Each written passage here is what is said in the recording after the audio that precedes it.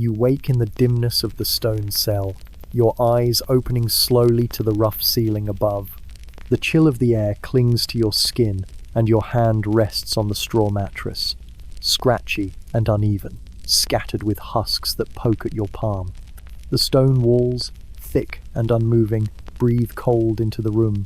The mortar smells faintly of dampness, as if it has absorbed centuries of rain and whispered prayers. You hear nothing at first but the soft drip of water somewhere in the corner, echoing with patient rhythm. A thin blanket of wool, coarse against your bare ankles, lies tangled from restless shifting. You inhale slowly, and the breath carries with it the taste of stale smoke from yesterday's hearth, faint and lingering like a memory. Your feet find the flagstones, colder than the air, smoother than the straw, each slab uneven with cracks worn down by steps long gone. You sit a moment with your head bowed, shoulders rounded, feeling the weight of morning that has not yet begun.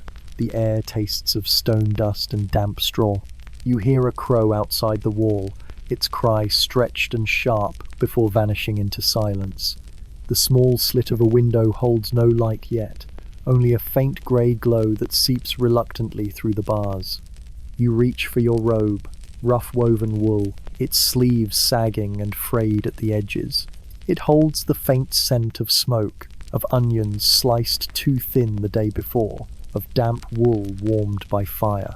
Pulling it over your shoulders is like sinking into something both heavy and familiar. The rope belt scratches your waist as you knot it clumsily. Your hands are stiff, your knuckles dry from the cold. You rub them together slowly, hearing the faint rasp of skin against skin. You stand and sway a little, your legs remembering the weight of your body. Your sandals wait near the cot, worn leather straps curling back like tired vines. The soles are cracked, the edges frayed, but they take your feet without question. You walk a few steps across the stone, each footstep a dull thud in the stillness. The air does not stir, the silence is thick. You hear your own breath louder than you should. The walls around you are bare but for a wooden peg, where a small cloth hangs. It smells faintly of lye and river water, stiffened with repeated washing. You brush it with your hand, and it swings slightly, the movement almost too loud in the hush. Beside the cot sits a wooden bowl, dry now, streaked faintly with old porridge clinging like hardened paste. You tilt it, listening to the hollow sound it makes on the floor. Your back straightens slowly as you walk toward the door. The iron hinges creak faintly when you touch the wood, worn smooth where countless palms have pressed. Beyond, waits the long corridor that smells of dust, candle smoke, and the faint sour trace of spilled broth. You pause before opening, listening to the distant hush that lies beyond. You stand in the cold cell a moment longer. The air presses gently against your skin. The silence fills your ears. Your thoughts drift like smoke curling lazily upward, unfocused and soft. You feel the weight of your robe, the roughness of straw clinging to your sleeve, the faint prickling on your ankle where a husk still rests. There is no urgency, no haste, only the stillness of stone and the patient rhythm of a life measured by bells and silence. You breathe in, you breathe out, and the walls hold your breath as if they have been waiting for centuries to do so. You step into the corridor, your bare feet shifting inside cracked leather sandals, and the sound echoes faintly down the long stone passage. The air is cool here, holding a dampness that rises from the earth and settles into every joint of the monastery walls. Your fingers brush the rough plaster as you move forward, the texture crumbling slightly beneath your touch. It feels like dust, yet older than dust, as though the wall has been touched by countless hands before yours, each leaving behind something invisible. The distant bell begins to toll. Its iron tongue strikes against the hollow body, and the sound unfurls slowly into the morning. It is not urgent, it is not hurried. It rolls through the hall like a stone pushed gently along a slope, heavy and inevitable. The sound trembles in your chest, settles in your ribs, and lingers even after the echo fades. You walk with measured steps, each one cushioned by silence except when the stone floor catches your heel and sends a faint scrape forward. The corridor bends slightly, and a small door creaks open ahead. A brother, shoulders wrapped in wool, slips out and walks before you without a glance. His feet shuffle, his breath shallow. You follow quietly, the rhythm of sandals dragging against stone merging with your own. The door at the end of the passage is heavier, iron-banded, thick oak that smells of old smoke and beeswax rubbed in with tired rags. You press against it with your shoulder, and the weight yields slowly, as if reluctant to open. The moment it does, a stream of cold air greets you, sliding over your robe and tugging at your sleeves. You step into the cloister walk, open to the central courtyard. The courtyard is pale in the faint grey before dawn. The grass glistens with dew, and puddles cling stubbornly to the corners where stones have sunk. Water drips from the eaves in long, slow beads that splash into barrels below. The air carries the scent of wet earth, moss, and a hint of smoke from last night's fire. You hear the shuffle of feet around you as others gather, heads bowed, shoulders curved. No words are spoken. No greetings are given. The bell continues its patient rhythm, each note spilling over the cloister arches, mixing with the sound of sandals on stone. You move with the line, slow and even, toward the chapel door. The doorway is low, making you bend slightly as you enter. The stone threshold is worn down in the middle, hollowed from years of weight passing over it. Your foot slides naturally into the groove. Inside, the chapel smells of beeswax, smoke, and damp wood. Candles flicker, their flames small and pale against the vast darkness. The benches creak softly as the brothers settle. You move to your place, the wood polished by generations of robes brushing against it. The air is colder here, the stone walls drinking up every bit of warmth before it can spread. The silence is complete except for the bell's final strike and the shuffle of cloth. Your breath sounds louder now, rising and falling in slow rhythm. You lower your head, your hands resting lightly on your knees. Around you, the chapel feels like a cavern, the ceiling lost in shadow, the air heavy with stillness. You hear the faint clearing of a throat, the rustle of a sleeve, and then nothing more. It is as though time itself hesitates, waiting. You feel the wooden bench beneath you, solid and unyielding. You smell the faint smoke lingering in your robe from yesterday's hearth. You see the candle flames tremble when the air stirs ever so slightly. The morning has begun, though nothing seems to move quickly. The bell has done its work, calling bodies from straw and stone, guiding them through silence, bringing them here. You sit, motionless, breathing in the waxy air, listening to the soundless weight of stone pressing down, and letting the stillness of this hour seep into your bones. You leave the chapel with the slow stream of robes, your steps measured, your breath even. The corridor keeps the last taste of candle smoke. Stone returns the sound of sandals in patient echoes.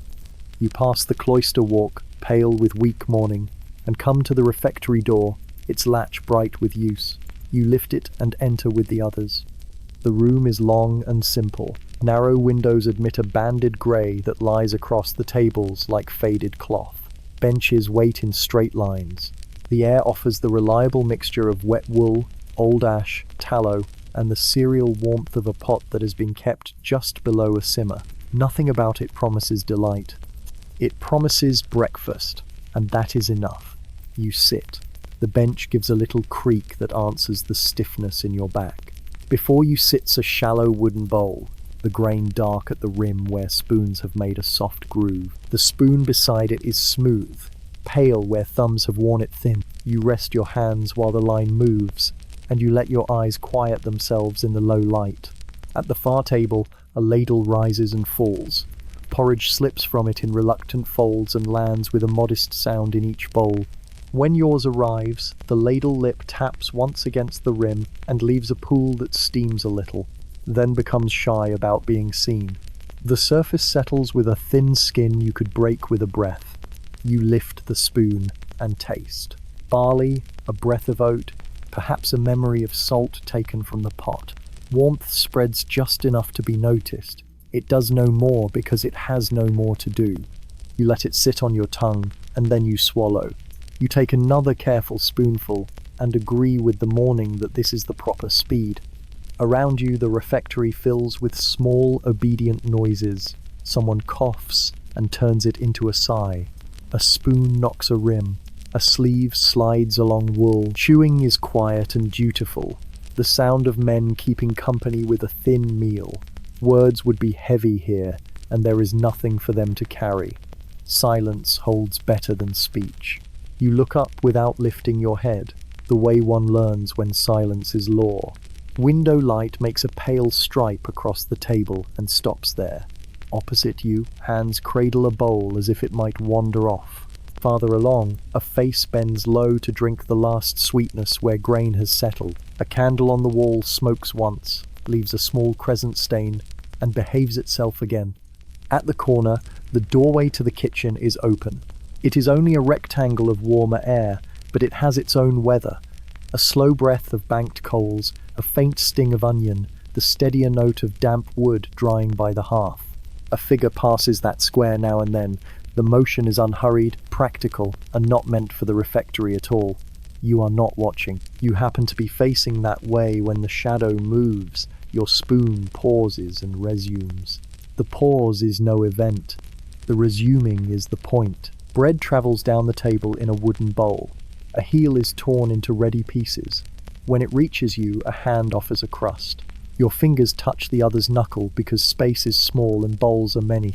The touch is dry and factual. Still, the skin knows it happened. You nod without looking up and put the crust between your teeth. The edge is tough. The heart is soft. Your jaw does what it knows. Water follows in a jug with a whitened lip from years of careful tapping. You tip it into your bowl and watch the last of the porridge loosen, swirl, and give up the sides. 2 circles with the spoon around the rim, one across the center, the simple ritual that sends the bowl on with a trace of cleanliness and a record of use. At the far end, someone else makes those circles too. The room keeps the rhythm and then forgets it. You breathe through your nose and take stock of the morning as it is. Grain, ash, wool, a hint of iron from the spoon. The food asks nothing but presence, and you give it. Your back straightens without flourish. The bench presses its familiar line into your spine. Dust hangs in a slant of light, and then changes its mind about being interesting. From the kitchen doorway comes a small sound that wants to be laughter, and thinks better of it. It fades before it can collect a shape. You glance at the spoon, consider polishing it with your sleeve, decide to let the washing place have that work. Your hands rest, one thumb smoothing the other. The table under your palms feels warm, where many hands have left a quiet heat. The little handbell at the lectern speaks once, a light ring that asks the room to finish what it is doing. Bowls gather, spoons settle. Benches scrape the floor with polite complaint as bodies rise. You stand with the rest and feel your knees tell you the news you already know. You set your bowl on another and pass the small stack along. The jug makes a final arc and is carried away. In the narrow line for the door, a sleeve brushes your sleeve. The contact is wool upon wool, no more, no less. You let it be and do not name it. At the threshold, you glance toward the kitchen as anyone glances at a hearth. Heat lives there, and it has a way of finding faces. It finds yours and leaves a soft pressure you could pretend not to notice. You do not bother with pretending. You step back into the corridor. Behind you, the refectory folds its echoes and keeps them for another hour. Ahead, the day arranges itself in small tasks, buckets to fill, knives to sharpen, herbs to hang where air can do its work. You walk toward those tasks at the pace the bell set. The porridge has been what porridge is. Morning has agreed to be morning. You breathe once, taste barley one last time, and go. You push the kitchen door with your shoulder, because your hands prefer pretending they are warm. The hinge gives a tired sigh, and the room receives you in the colour of old iron. Banked coals glow like the last thoughts of yesterday, tucked under grey ash that remembers being wood. The smell is a patient mixture: wet hearth, onion skins, last night's cabbage, and a sweetness that might be apples deciding to become vinegar. The air is cool enough to nip your nose, yet the promise of heat sits near your knees, breathing under ash as if it needs coaxing to remember its name.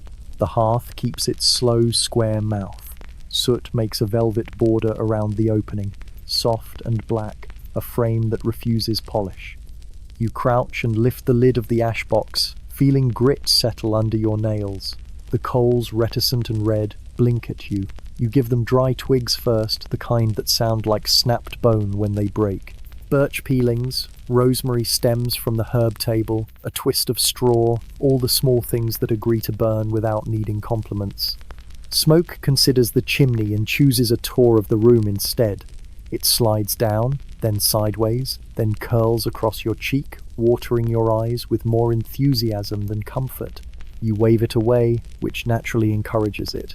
The chimney clears its throat, unimpressed by your optimism. You try again, breath careful, feeding the coals with patience you did not remember packing when you left the cold cell. The twigs take. They do not celebrate, they simply behave. A thread of flame runs along a rosemary stem and finds a pine sliver, which obliges with a faint resin sigh. You add a sliver of plum wood, saved for mornings, because it carries a quiet sweetness when it burns. The sound is the softest crackle, like cloth rubbed between fingers. Heat remembers its job. Your knuckles feel it first, then your wrists, then the small tired place in each forearm where work likes to linger. You reach for the damp logs, the ones that sulked outdoors beneath a half-hearted awning during last night's rain. Their bark is dark and smells of riverbank. You set two at the back to warm, not to burn. This is the hour for counseling wood about its future. Another pair you angle above the eager little flame so the fire can think about them without commitment. A hand appears beside yours on the billet, steadying the awkward length as you shift it into place. You do not need help, so of course help arrives, steady and unhurried, then withdraws as if it merely wished to confirm gravity. The bellows lie where they always lie, a tame creature with a leather lung. You work them with measured presses, coaxing air through ash until the coals show their teeth. Sparks rise and touch the hood, then fall back, undecided. The fire grows with the unhurried certainty of a lesson repeated for years. It promises nothing grand. It agrees to be sufficient. You allow yourself the small luxury of approval, the kind that does not require words. Copper pots hang along the wall, each catching a different square of pale morning and keeping it. You run a cloth over the nearest, and your reflection returns as a smudge wearing a hood. The hooks complain in little iron voices as you lift a pot from its place. Water sloshes from the barrel grey at the top, where ash has floated and then reconsidered. You pour. The pot accepts the weight and settles on the trivet with a sound like a polite cough.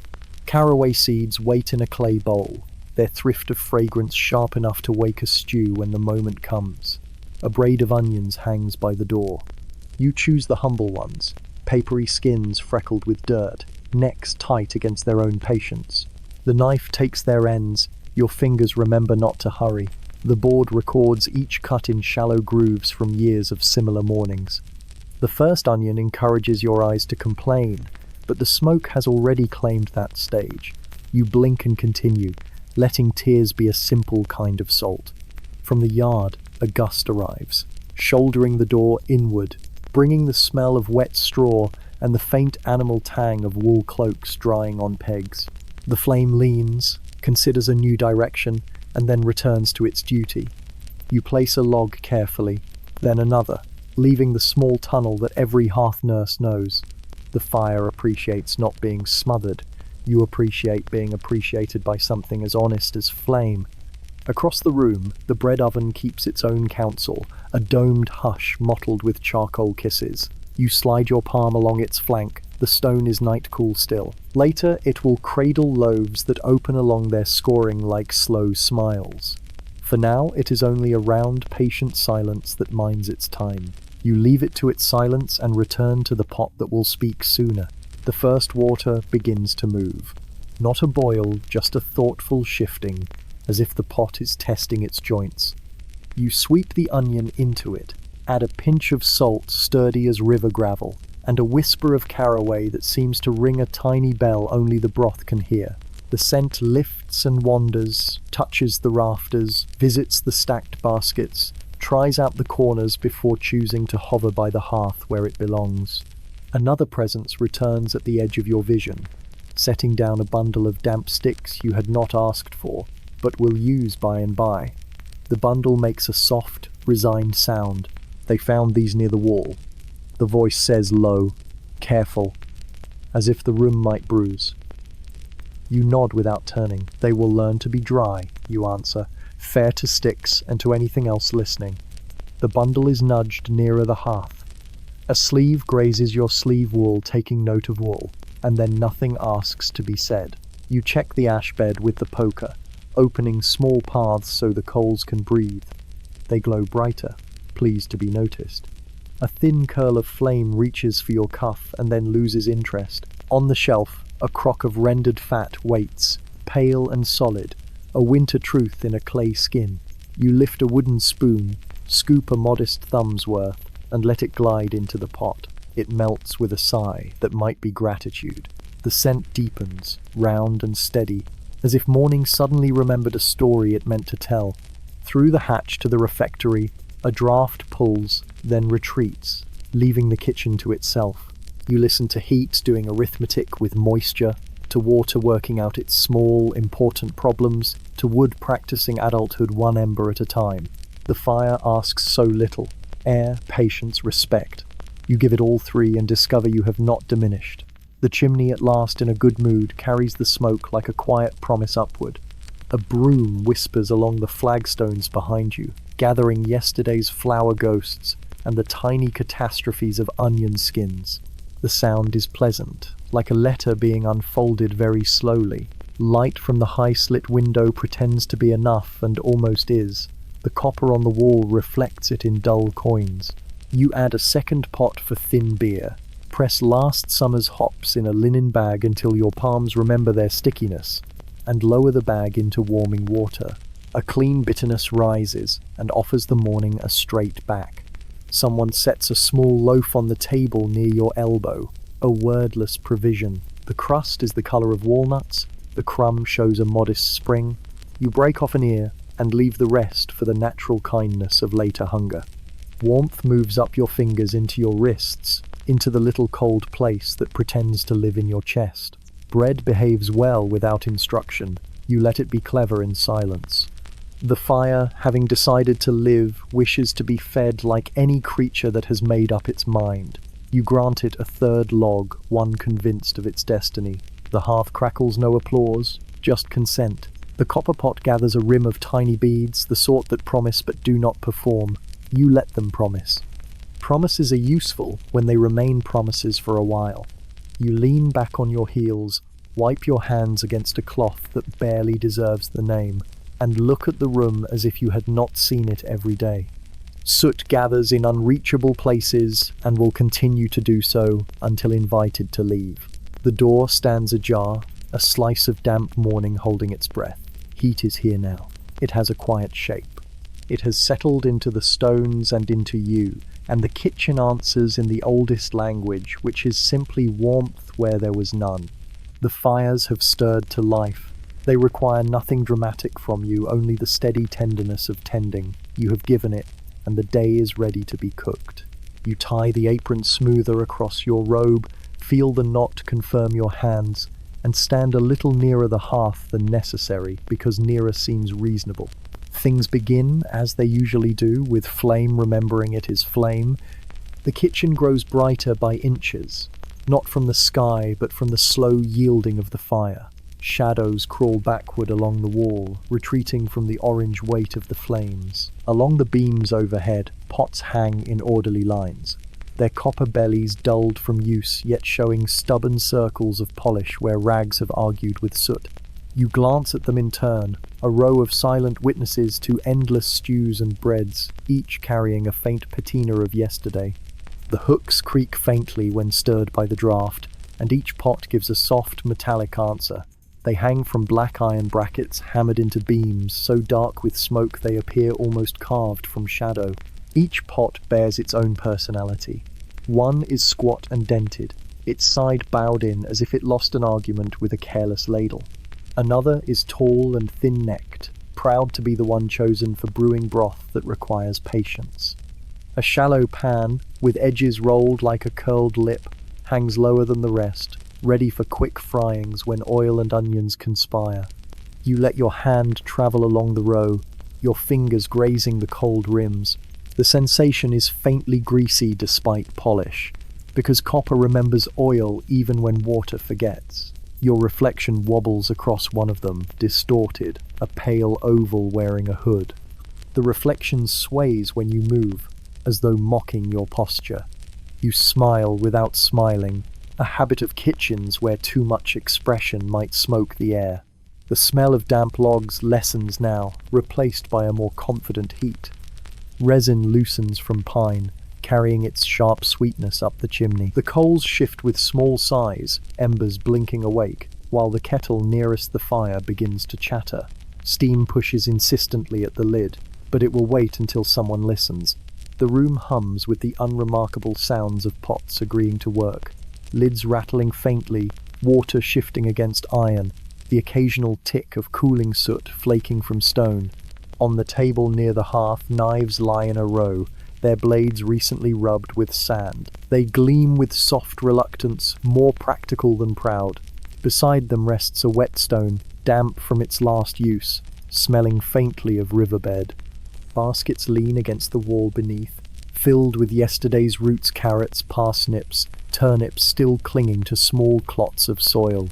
They wait patiently, knowing they will be peeled, sliced, and softened into something that tastes of patience itself. You pull a stool closer to the table, its legs wobbling slightly where the floor has learned the shape of its weight. The seat is polished from years of robes sliding across it. From here, the copper row above looks like an honor guard, silent and burnished, keeping the dignity of routine. You pick up a rag and rub one of the smaller pots with the easy repetition of someone not trying to improve it, only to remind it that someone cares. The surface clears enough to catch a little glow from the fire, a dull coin brightening at the edge. A voice murmurs behind you, soft enough to be mistaken for thought. It says nothing remarkable, only the inventory of wood and water, but it lingers at your shoulder before drifting away. You nod though the voice is already gone. The copper carries the echo in faint vibrations, as though it too had heard. From the rafters dangle bundles of herbs drying slowly, their stems wrapped in twine. Sage leaves curl into themselves. Thyme crumbles if looked at too sternly. Rosemary needles cling with their stubborn pine scent. They add their own decoration to the kitchen, more honest than banners. The air around them is always slightly seasoned, as if the walls themselves had been steeped. You take a step back from the row of pots and let the view settle into your eyes. The soot, the copper, the wood, the bundles, the fire, each an ordinary piece, each behaving as expected. Yet together they make a sort of silent theatre, one where no audience ever applauds. The play is endless and needs no script. The broom waits propped against the door. The ladles hang in their niche like monks in procession, each one hollowed from wood, worn smooth by the grip of countless hands. Their edges are dark from broth, light from washing, a permanent twilight carved into the grain.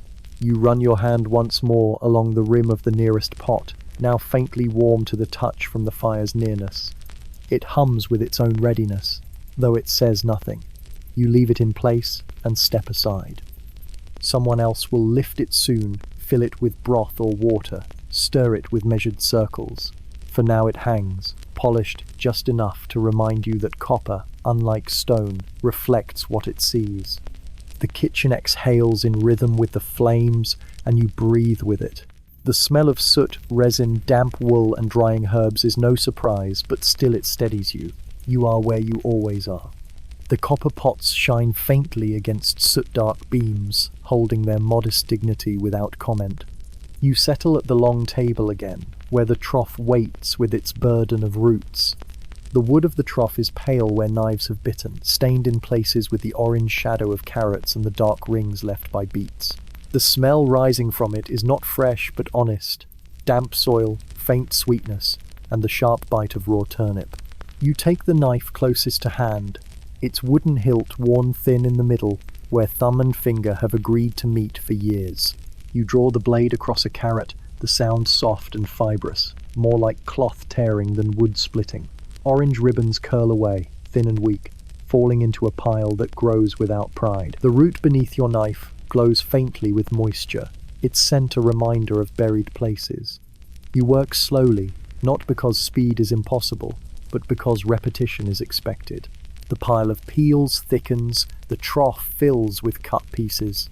The turnip offers a different resistance, denser, heavier, its white flesh showing the faintest trace of purple near the skin. Each cut leaves a firm chunk that rolls across the trough before resting. You smell its bitterness and shrug at it. Pot will change it, fire will tame it, knives are simply the first persuaders.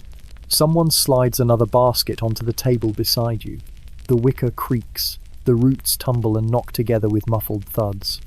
A hand brushes yours in the moment of setting it down, though it could have been avoided. It remains long enough to be noticed, not long enough to be remarked upon. The basket smells of damp reed and soil that has not given up its claim entirely.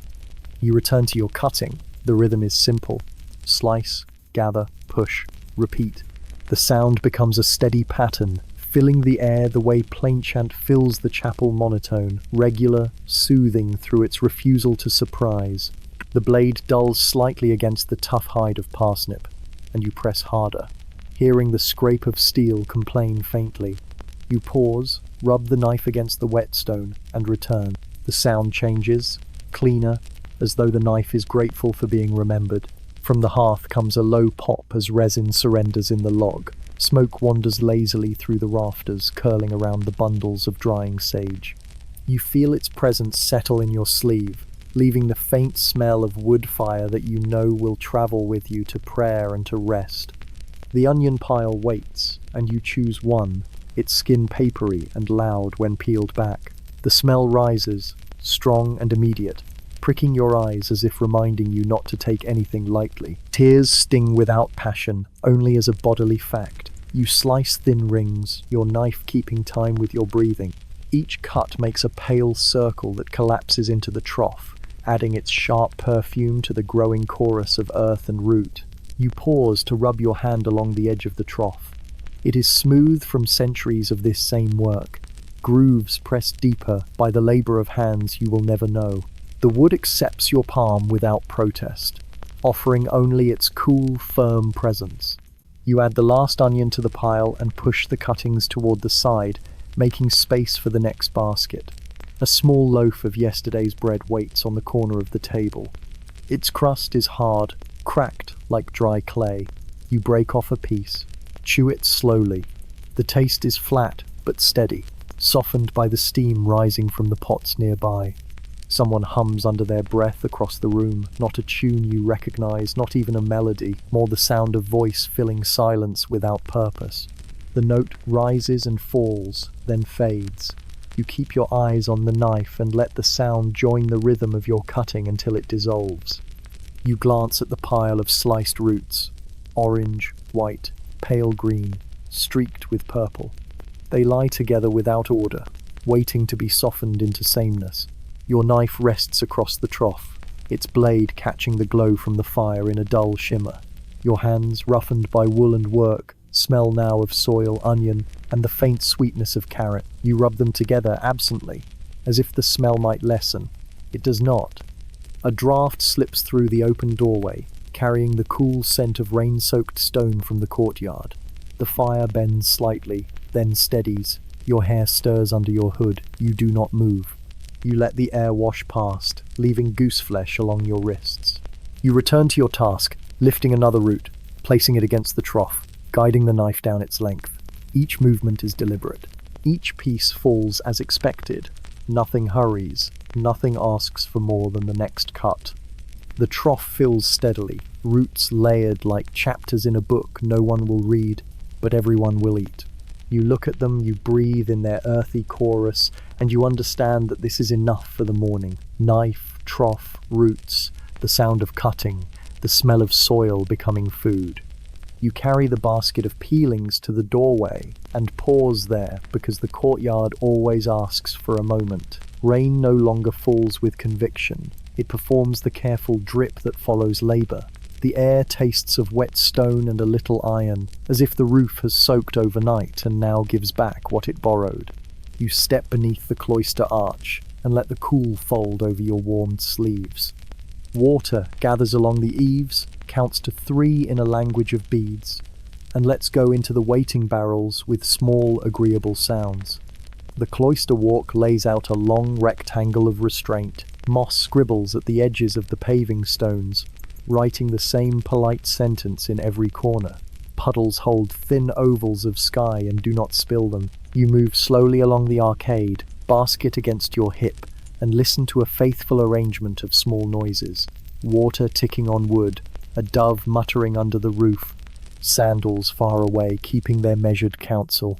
The rain, undecided about being weather anymore, has promoted itself to punctuation. You tilt your face toward the open square and feel soft pins of wet touch your skin. They do not soak, they inform.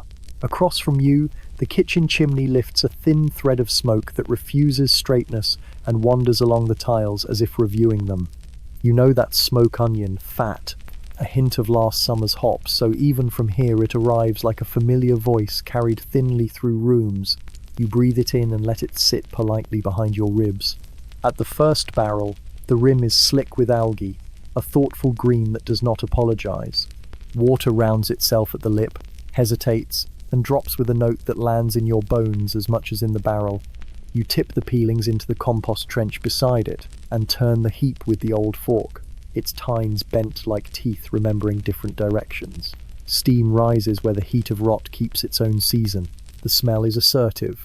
The rain, a sensible creature, stands a little farther off, and minding its rain business. You lean against a column. The stone is cold, which is its personality.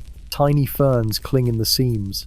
A snail writes a spiral opinion near the base, taking all the time in the world because it has declined to own a bell. From here you can see the refectory door, half closed, the kitchen hatch, half open, and the herb beds where sage and rue pretend that string has made them orderly. Rain beads on their leaves and then reluctantly jumps, as if nudged by a shy finger. A hooded figure crosses the square with a pail, walking at the pace appointed for pails and mornings and rain. The sandal finds the shallowest part of a puddle and accepts the small consequence. The pail gives a modest slosh, corrects itself, and continues. You watch without intending to, which is the best way to watch. At the far barrel, water is tipped in.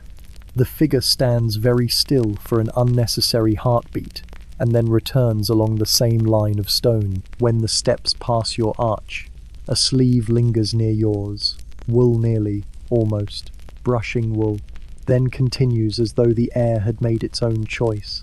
The roof drips perform variations. From the north side you get a steady metronome, from the east a polite stutter, from the corner where a proud tile believes it is slightly different from its neighbours, you get a hesitant triplet that refuses to resolve. It is a concert for patient ears. You listen because listening is easier than not. The archers keep time by doing nothing at all. Near the well, a bench holds a coil of rope, damp and obedient. You sit and let the damp consider your robe until it becomes bored. The courtyard offers a breath of crushed mint from somewhere it was not instructed to grow. A bee arrives to examine the rumour, decides against it, and buzzes on toward the rosemary, which accepts the inspection and keeps its counsel. Rain beads on your eyelashes and makes the view a little like looking through boiled sugar. An old bucket near the laundry shed overfills by one stubborn finger's width and chooses not to notice. The spill runs down in a thin sheet that catches the small light and lays it gently on the stone. You follow that thread with your eyes to the drain where the iron grate remembers every winter and every spring and bears them without conversation. It ticks when a larger drop finds it, a tiny announcement to no one in particular. The sound suits the morning and the morning suits the sound. Beyond the arches, garden beds hold their outlines like stitched hem. The cabbages collect water in layered cups that tip with the slightest breeze. A blackbird tests the softened soil, tugging at something that resists with admirable manners. The bird wins, as birds do, and hops away with its prize, leaving the earth to rearrange its face. The rain approves by doing nothing differently. You nod in quiet agreement with that decision. You push your hood back and let your hair drink the air, which is the closest thing to a luxury the courtyard allows. The rain thins again, becoming the mere idea of rain. Inside somewhere, The bell offers a single conversational note, not a call, only proof that the bell has not forgotten itself. The sound wanders across the arches, taps each column, and fades into the herb bed as if it might take root. You let it settle politely and disturb nothing. A water trail runs down the column where you lean. It draws a thin map over stone, a country of runnels and tiny fjords, a peninsula of grit, an estuary where the drop pauses to admire its choices. Your finger follows a thumb's breadth of it, and then declines to continue, because this map is better when it makes itself. The stone accepts your touch and remains stone, which is a consistency you can respect. Your palm keeps a small print of cold for a few slow breaths. Footsteps return, slow and soft, a little uneven on the wet flags, because the flags prefer that you think about them. You do think about them. When the steps level with your bench, they pause for the same unnecessary heartbeat as before. Water from the eaves releases 3 quick drops that strike the nearest barrel with 3 different notes, like a child trying out an instrument before being shushed. The pause ends, the steps go on. The bench keeps its knowledge without changing shape. You rise and walk the long side of the cloister, counting arches the way one counts stitches. At the corner, you touch the carved capital where a vine curls in a style that has never met a real vine. A small pool rests in the stone leaf and tips gently when you pass. Your sleeve gathers a darker spot it will carry for an hour as proof that it was here. You consider this stain a perfect record. Rain met sleeve, sleeve complied, day proceeded. Back near the kitchen hatch, the world smells warmer. From inside, a spoon moves around a pot with the circular patience of clouds. You set the empty basket by the door and stand under the arch again, pleased to be neither outside nor inside. The barrels continue their quiet conversation with the eaves. The gutters settle their minor politics. The courtyard breathes like a careful animal. The rain finishes its remarks and folds itself away. You take one more slow breath. It tastes of rosemary and smoke and the iron tinge of the roof's opinion. Your hands, cooled by the air, still remember the hour of knife and trough. The brushed nearness of a moment ago lingers like warmth near your elbow, but the courtyard is very good at teaching everything to be the same temperature. You agree to be the same temperature too. You step back toward the kitchen door, letting the arch release you. Behind you, the barrels keep on with their patient counting. Ahead, the room waits with its fire behaving itself and its pots considering their day. The cloister returns to being a frame for weather, and you carry the quiet with you because it has attached itself very lightly to your robe. You return to the kitchen where warmth has gathered itself in small pools near the hearth. The door closes behind you with a muffled wooden sigh, leaving the courtyard's dripping patience outside. Here the air thickens with the calm insistence of yeast and flour. On the table sits the linen-draped mound that was only powder and water yesterday, now risen into something breathing slowly under cloth. You place your hand gently on the fabric. The linen is slightly damp where moisture has pushed upward, and beneath it, the dough presses back with a kind of modest pride. You lift the corner and let the pale, swollen surface greet the light. It is smooth in places, bubbled in others, freckles of flour clinging to it like dust on stone. The smell is faintly sour, faintly sweet, familiar as a robe's fold after years of wear. You press a finger lightly into it. The indentation lingers, then sighs back, slow and forgiving. The yeast has done its work, invisible but insistent, turning silence into air. You imagine the bowl as a small lung, rising through the night without song, shaping itself in darkness while rain tapped the roof. Beside it rests a crock of flour, the rim white with spills, the cloth cover tied with rough twine. You scatter a pinch across the board and let the dust float briefly before settling. It smells like nothing and everything. Field, threshing, storage loft, handprint. You pull the dough free, its weight shifting with a faint slurp, strands stretching and breaking. It lands on the board with the sigh of a creature that knows where it belongs. You fold it slow and rhythmic. Each push of the heel of your palm presses air out. Each fold draws it back in. The surface tightens, then relaxes, then tightens again, like breathing in stone time. You find a pace that matches the small hum of the chimney, a pattern of pressure and release that is almost chant without words. The room smells richer now, flour joining smoke and onion. From the rafters above, a crumb of dried thyme drops into the board. It lies there without embarrassment until your hand brushes it aside. The dough absorbs what it will, remembers nothing else. You pause to dust your hands, watching flour powder drift into the firelight like a faded blessing. It settles across your sleeves and turns the wool paler. You do not shake it off. You let it remain as proof. Another figure moves nearby, wordless, carrying a jug of water from the barrel. The jug is set carefully on the bench, a soft clink against wood. The dough stretches under your hands again, and for a breath you feel the air shift at your side, the weight of presence without any declaration. The jug stays, the figure moves away, and only the faint slosh of water remains to mark the moment. You shape the dough into rounds, each one imperfect, each one obedient to gravity. You set them on a floured cloth, the linen sagging into a gentle hammock beneath their weight. They rest, not yet bread, only the idea of it. The oven will finish their lesson later.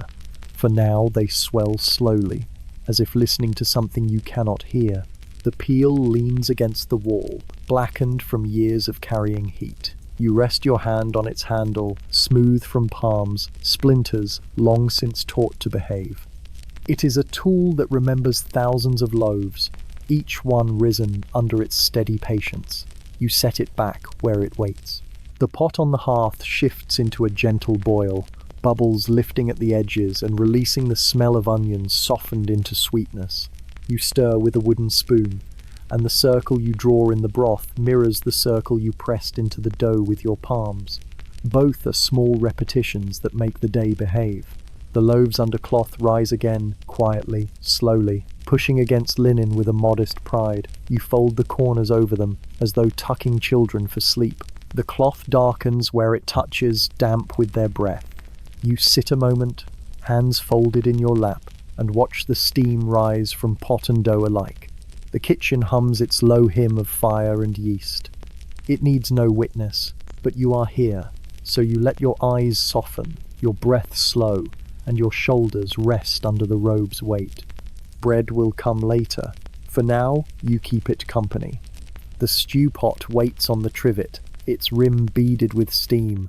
You lift the lid with the edge of a cloth, and the breath that escapes fogs your lashes. It smells of onion, of carrots softening into sweetness, of turnip surrendering its stubbornness to heat. The air thickens with that smell, winding itself around rafters, pressing into wool, clinging to your skin in a way no washing later will erase. You stir slowly with the long-handled spoon, the circle wide and deliberate. Each turn feels like drawing a wheel on water, slow, even, without destination. The broth swirls, pale bubbles rising like tired thoughts. The spoon's wood darkens where it touches liquid, and its rim creaks faintly in your grip. Your hand warms from the steam, your wrist damp, your face tingling with heat. You add another scoop of roots from the trough. They fall into the broth with dull splashes, settling, then floating up again like half-forgotten ideas. You press them down with the spoon until they agree to stay. A thread of rosemary follows, flicked from a bundle overhead. Its sharp scent pricks through the heavy air for an instant, then softens, hiding among the onions. Around you, the kitchen is quieter than it looks. A ladle clinks against a hook. A log shifts with a faint crackle.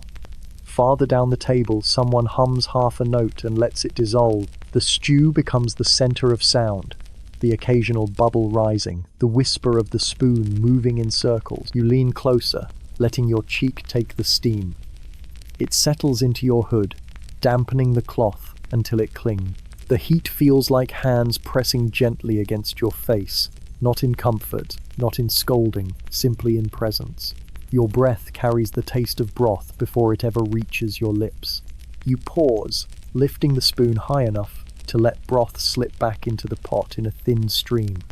The sound is a soft ribbon, breaking surface and vanishing. Droplets cling to the spoon's edge, trembling before they fall. You watch them longer than needed. A second pot sits nearby, empty but waiting. You drag it closer and dip the ladle, transferring broth with slow care. The ladle scrapes softly, metal against copper, and you pour without hurry, as if broth prefers time to air. The second pot sighs when it receives the liquid, as though grateful for being included. The hearth crackles, sending sparks upward. Smoke curls along the stones before deciding on the chimney. You stir again, not to move food, but to remind yourself that circles have no beginning or end. The steam thickens your hair, flattening it against your forehead. You wipe your brow with the cloth, dampened now not only by broth but by your own patient sweat. Another hand joins yours briefly at the pot's rim, steadying it as you lean with the spoon. The touch is quick, almost incidental, but it leaves a trace of warmth against your knuckle. The hand withdraws, and the spoon continues its circle as though nothing interrupted it. Still, the broth seems to taste a little richer after. You taste with the tip of the spoon, lips barely brushing wood. It is thin, but honest. Salt enough, sweetness beginning, bitterness fading. The kind of stew that nourishes without boasting. You swallow slowly, letting warmth slip into your chest. You breathe out, and the steam makes your exhale visible, mingling with the pot's own breath. The vegetables soften more with each circle. The broth thickens, gathering their surrender into itself. The smell settles deeper into the room, into the beams, into your robe, into your skin. You imagine carrying it with you to the cell later, to the bench, even to the dream. It will not leave, and you do not ask it to. The stewpot murmurs in agreement, bubble after bubble breaking the surface like small confessions. You stir, you breathe, you watch, you wait. That is all, and it is enough.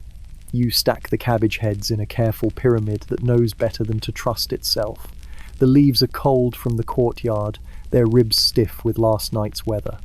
Tiny beads of water lodge in the crinkles like clear seeds and roll down your sleeve when you lift them. The smell is clean and large raw green.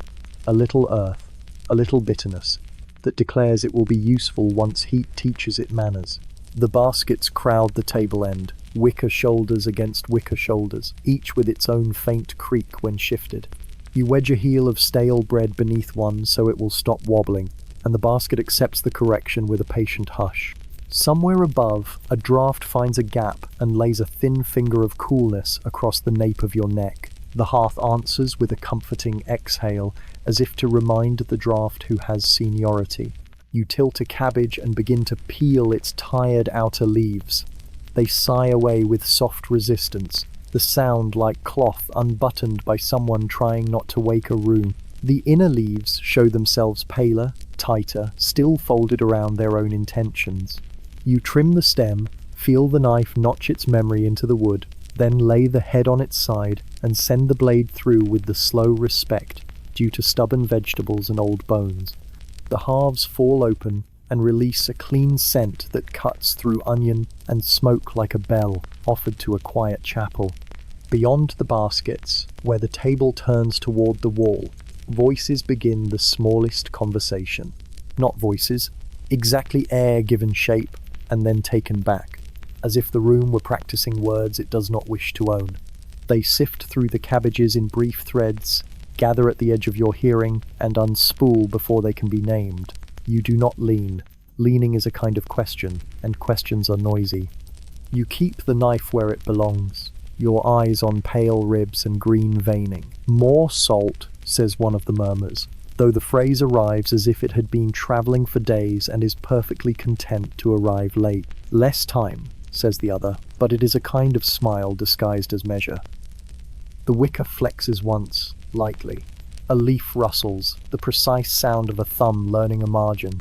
You lift another outer layer and let it slip to the floor, where it lands like a soft bird that has remembered it prefers the ground. You scrape the pale shavings into a bowl. They pile loosely, curls within curls, nothing heavy enough to commit to its own weight. The bowl smells faintly of last week's brine, a memory of vinegar and peppercorns that refuses to give up entirely to washing. Your hands grow cold as you work, and your fingertips shine where cabbage water has made small glosses across the skin. The murmurs pause. A breath is set down, then picked up again. The oven, says the first, but very quietly. as if the oven might be embarrassed by attention. After the bell says the second, and you hear the smile again, a shape that lives in the corners of the mouth and thinks no one notices. The baskets do an admirable job of being baskets. They are excellent at blocking lines of sight while pretending not to try. You set a handful of cut ribbons aside, reach for the crock of salt, lift a deliberate pinch, and let it fall like winter across green. The leaves squeak under your hands when you press, yielding a little water, as if reminded of what they carried out of the garden. Your palms smell now of cold brassica and clean brine. You rub your hands on your apron and keep the motion unimportant. The murmurs are not a secret if no one has asked for them. They are only smaller parts of the air. A fly, convinced of its own patience, traces a lazy script around the rim of the bowl and is guided away by the back of your knuckle. It leaves without taking offense. Beyond the wicker, a light laugh is allowed and then closed. A cupboard door eased shut with 2 fingers. Wood ticks in the fire. A spoon touches the side of a pot and makes a small bell out of copper. The kitchen performs its daily plain chant without rehearsal. You shuffle the baskets further along the table, creating a lane of sight that could exist by accident. It shows only elbows and the slope of a shoulder under wool. The elbow pauses near a bundle of dill, reconsidering. The shoulder leans a hairbreadth farther than necessity, and then returns to the limits written by habit and stone. A single green stem is lifted from the bundle and weighed not for its flavour, but for its noticeability. It is replaced. A sprig of thyme is chosen instead, which has fewer opinions. You fetch the small knife you use when the large knife has said enough. It feels like a whisper in your hand, blade the length of your thumb, handle polished by anxious work. You trim the thick ribs from the leaves and lay them aside for the pigs, who do not stand on ceremony. The pile of usable greens grows to an argument that can be resolved with heat and time. The murmurs take up the careful business of discussing nothing. Barrels offers one. Lids replies the other. They could be arranging the world or arranging a moment. It is not your business. Your business is the cabbage, the knife, the brine, the bowl that remembers other mornings. You salt again, and your knuckles whiten in the press, and the leaves soften with small squeals of surrender. Someone passes behind you and steadies the basket you are no longer pretending to watch. The touch arrives only as a change in the wicker's sound, less complaint, more agreement. The smell that is not exactly rosemary and not exactly wool drifts across your shoulder and then chooses to live elsewhere.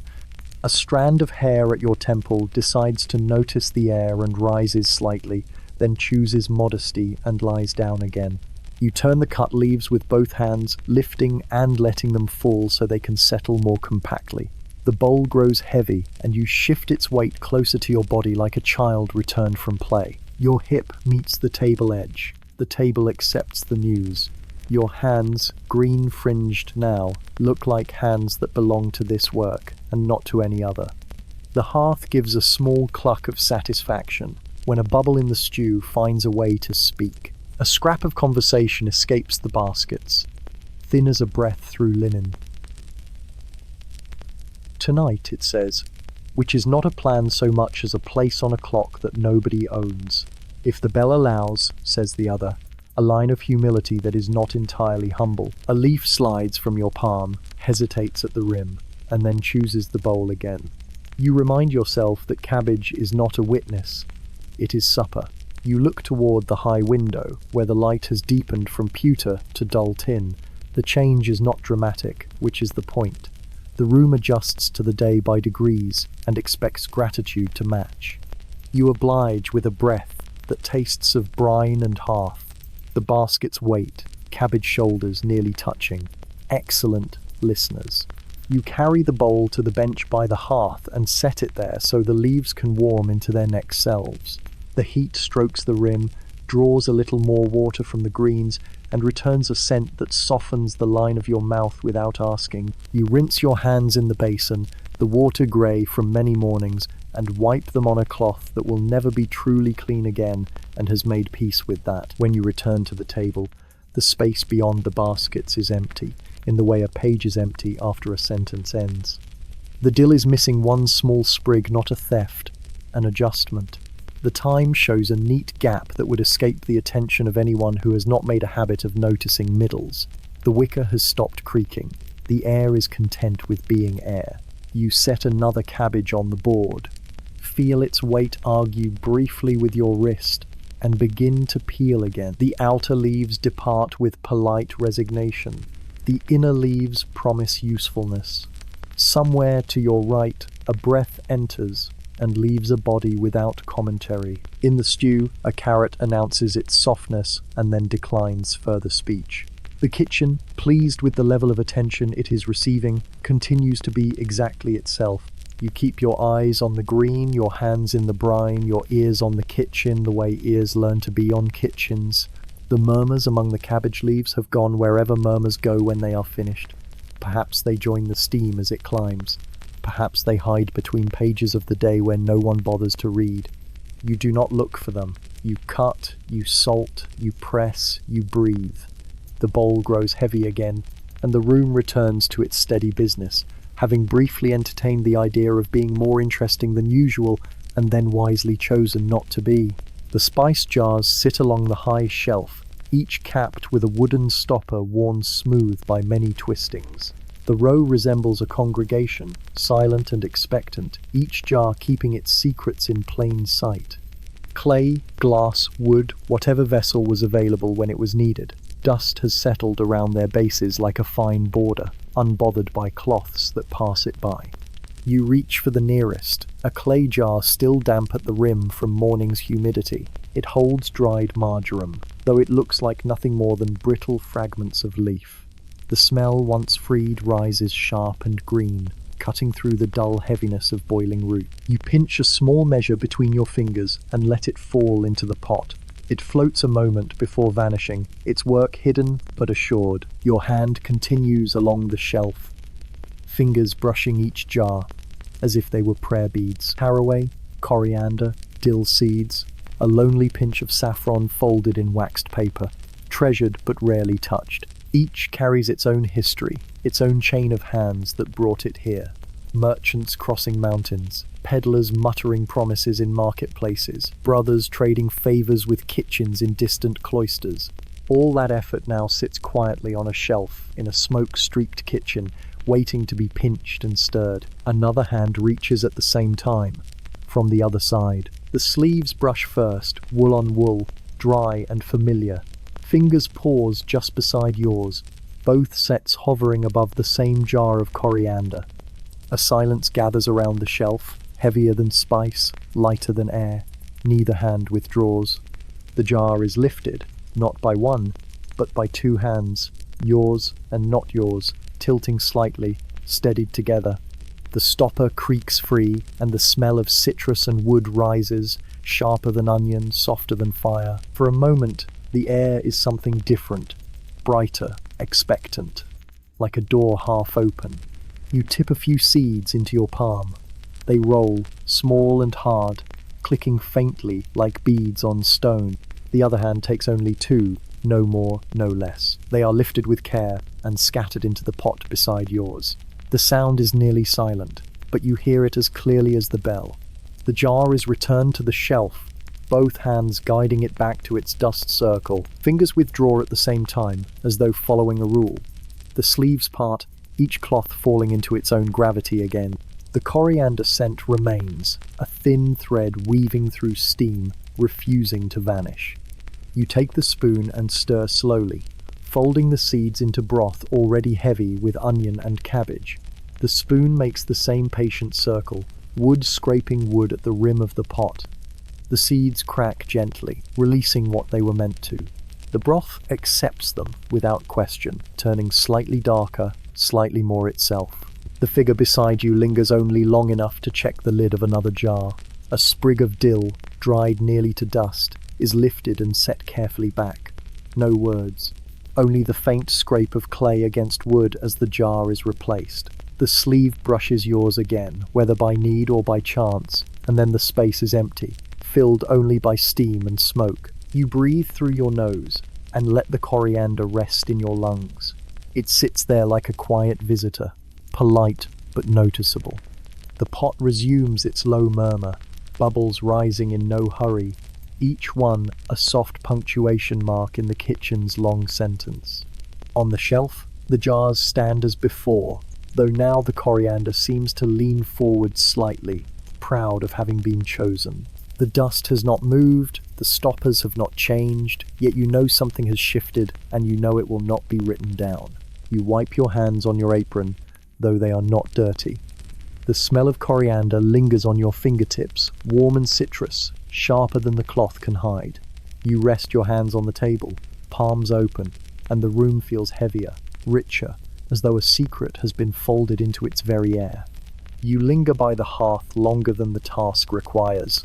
The oven's open mouth radiates its low breath across your shins, coaxing warmth into your bones. You should move, there are roots to salt, dishes to wash, but your hands rest against the apron's folds and refuse to argue.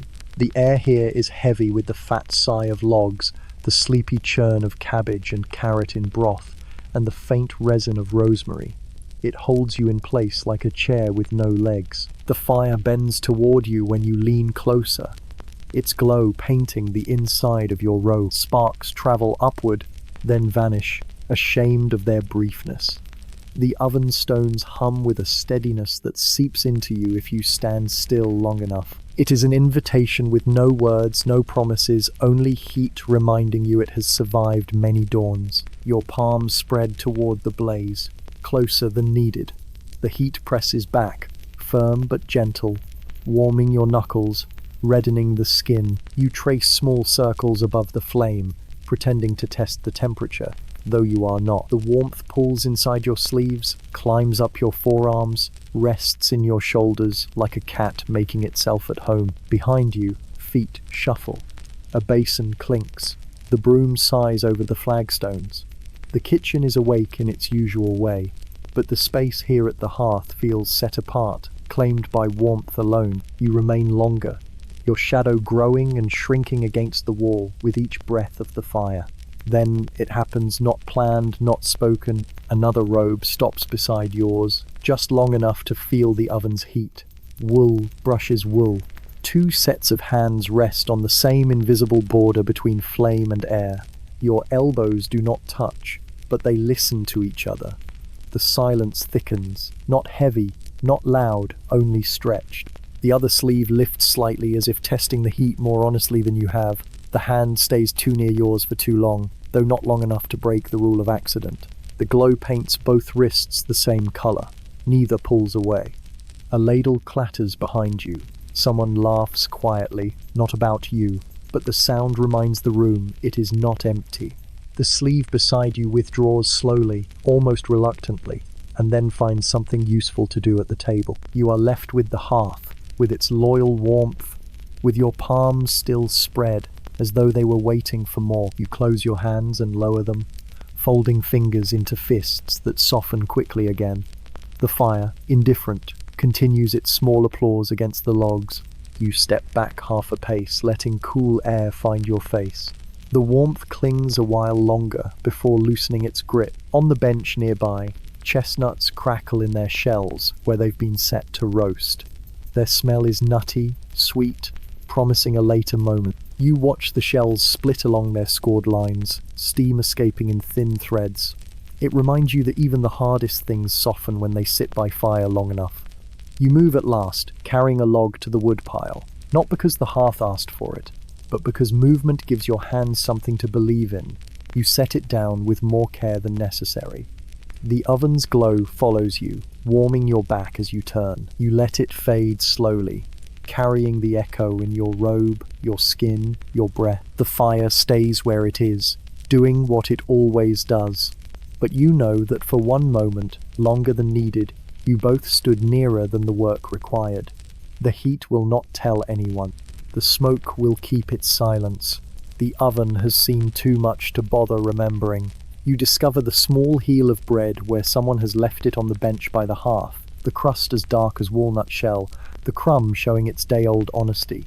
It is no offering. It is simply here, which is how most things arrive. You turn it in your hand and feel the coarseness against your palm, the slow give of the inside, the toughness at the edge where heat has made its case. The smell is a quiet mixture of flour, ash, and yesterday's steam, still patient in the pores. You do not bite at once. You set the crust on the board and steady it with your thumb. A knife would be decisive, but the moment prefers fingers, so you bend the heel and listen to the small crack along its back. The crumb opens reluctantly, giving you two pieces that are not equal and do not pretend to be. You keep the larger because you are the one breaking, which is an old rule, and you are confident no one will complain. Around you, the kitchen continues its slow arithmetic. The pot accepts its own bubbles, counts them, and loses track in a comforting way. The oven gives a long, warm breath that does not ask to be named. A ladle touches a rim. A broom writes a thin line on the floor and then erases it. You put the smaller piece of bread aside where it might be overlooked, which of course means it will not be. You chew with the modest rhythm that suits dry crust. Teeth do their work. The jaw obeys. The crumb softens with the kindness of steam still hanging in the room. You tilt your head toward the hearth and let the warmth meet your cheek because it has offered. The taste is plain and decent, like a sentence without adjectives. You have no quarrel with it. A shadow leans on the table opposite. Not much of a shadow, just a slight interruption in the light where the oven's glow meets the bench. A sleeve hovers, then pretends to adjust a jar, then discovers that it has no reason to be here, and somehow remains. You glance at the smaller piece you broke and find yourself amused at how it has begun to look like a plan. You lift it and hold it in your palm as if judging weight. You are very fair. The sleeve lowers. A hand appears, palm up, the briefest cupboard open to air. You could place the crust there now and call it done. You do not. You turn it once more in your fingers until the crumbs make a small constellation along your skin. Then you set it into the waiting palm and make sure your fingers take a little longer than courtesy would recommend. The hand does not close right away. The crust sits there as if it has been invited to think. When the fingers fold at last, your knuckle meets the soft crease at the base of the thumb. It is not a touch with a name. It is simply the geometry of bread and hand and the foolishness of narrow benches. Still, the point of contact remembers itself. The crust leaves a few crumbs behind as it goes, marking your palm as if you had touched a small map and stolen a village. The other hand moves away. The sleeve straightens. The jar discovers that it truly did need straightening, and the crust vanishes along the line of the bench. You wipe the crumbs from your palm onto the board. They fall without noise and join the practical dust of flour that never entirely leaves. A wisp of steam brushes your face from the pot, which chooses this moment to remind everyone of onions. You take another bite of your own piece and find it improved somehow, though the bread has not changed since the last mouthful. You break off a smaller corner and offer it to the stew to soften. It accepts gladly, darkening along its edges, taking up broth like a modest sponge. When you lift it out, the bread leans toward falling apart and decides against it. You place it on your tongue and let the flavors assemble themselves with no hurry. Onion settled into sweetness, turnip almost polite, a breath of coriander you are not thinking about. Across the table, the hand that is not yours sets an empty bowl near the trivet, as if bowls have always chosen that particular spot. The crust is no longer visible, which is a fact so ordinary it deserves nothing but agreement. The bowl's rim flashes a dull ring of wear that the fire picks out and then forgets.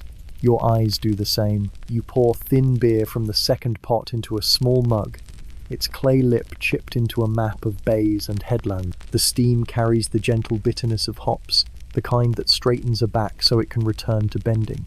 You drink and feel the warmth spread across your chest with the manners of a guest who knows not to speak first. On the board, your piece of bread grows smaller. You tear another bite and place it against the stew's breath to take on a little warmth. The bite waits there and becomes easy to chew. You think of nothing helpful and find that restful. A basket at your elbow tips slightly and needs a hand to right it. The hand arrives at the same instant as yours. You lift together, and the wicker stops complaining. Fingers, both sets, remain a heartbeat too near the same handle, then discover other occupations in perfectly opposite directions.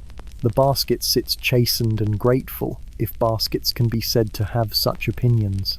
You return the mug to the bench, where it leaves a faint ring like a pale moon on oiled wood.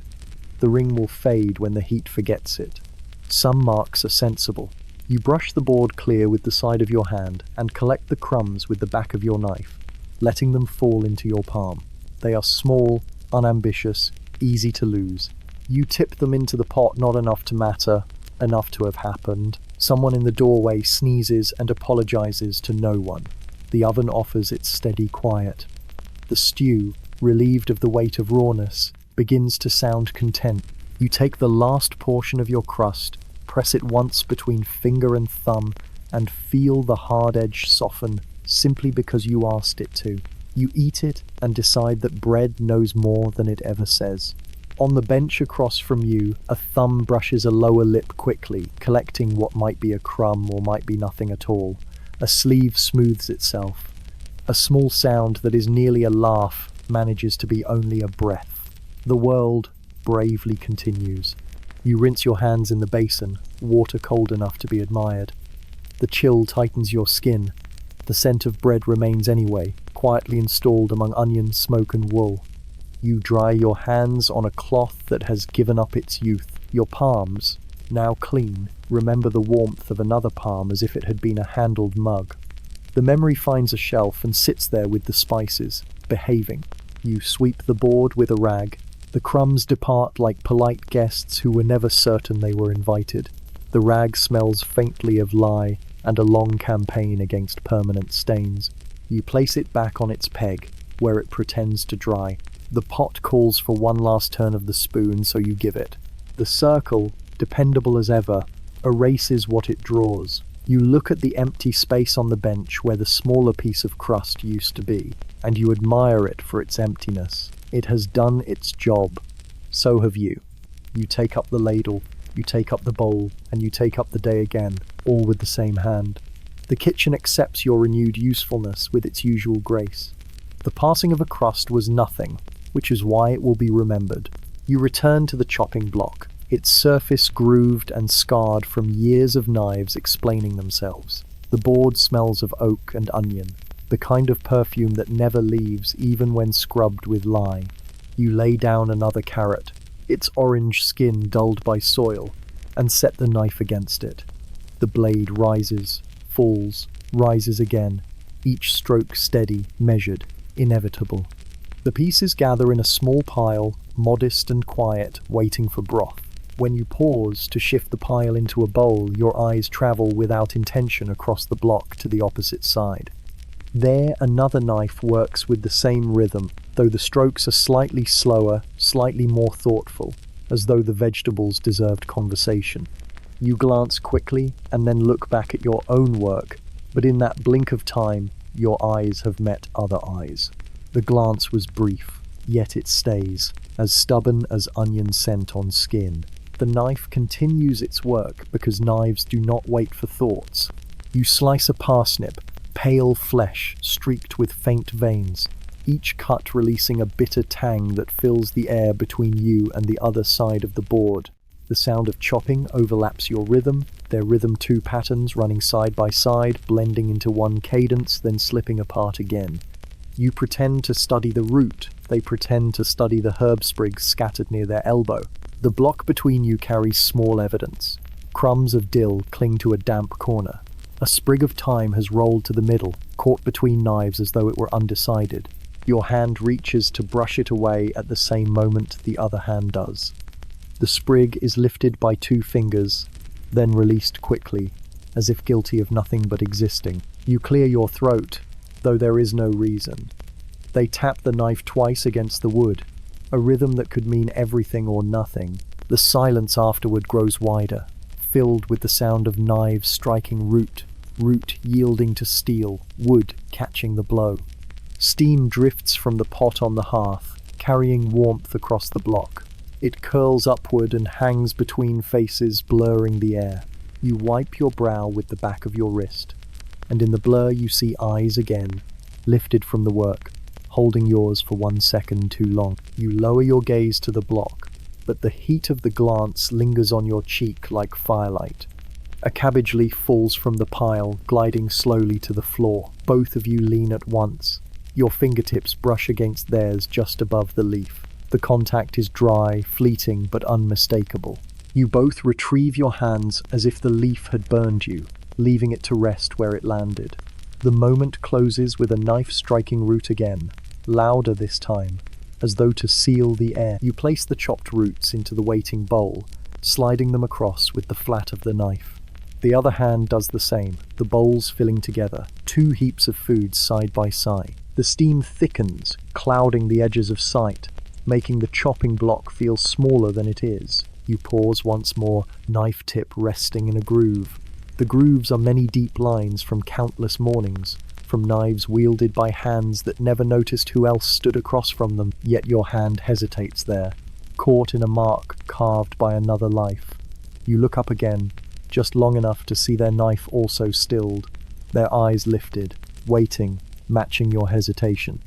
And then, as if in quiet agreement, both knives resume at once, steel against root, root against wood.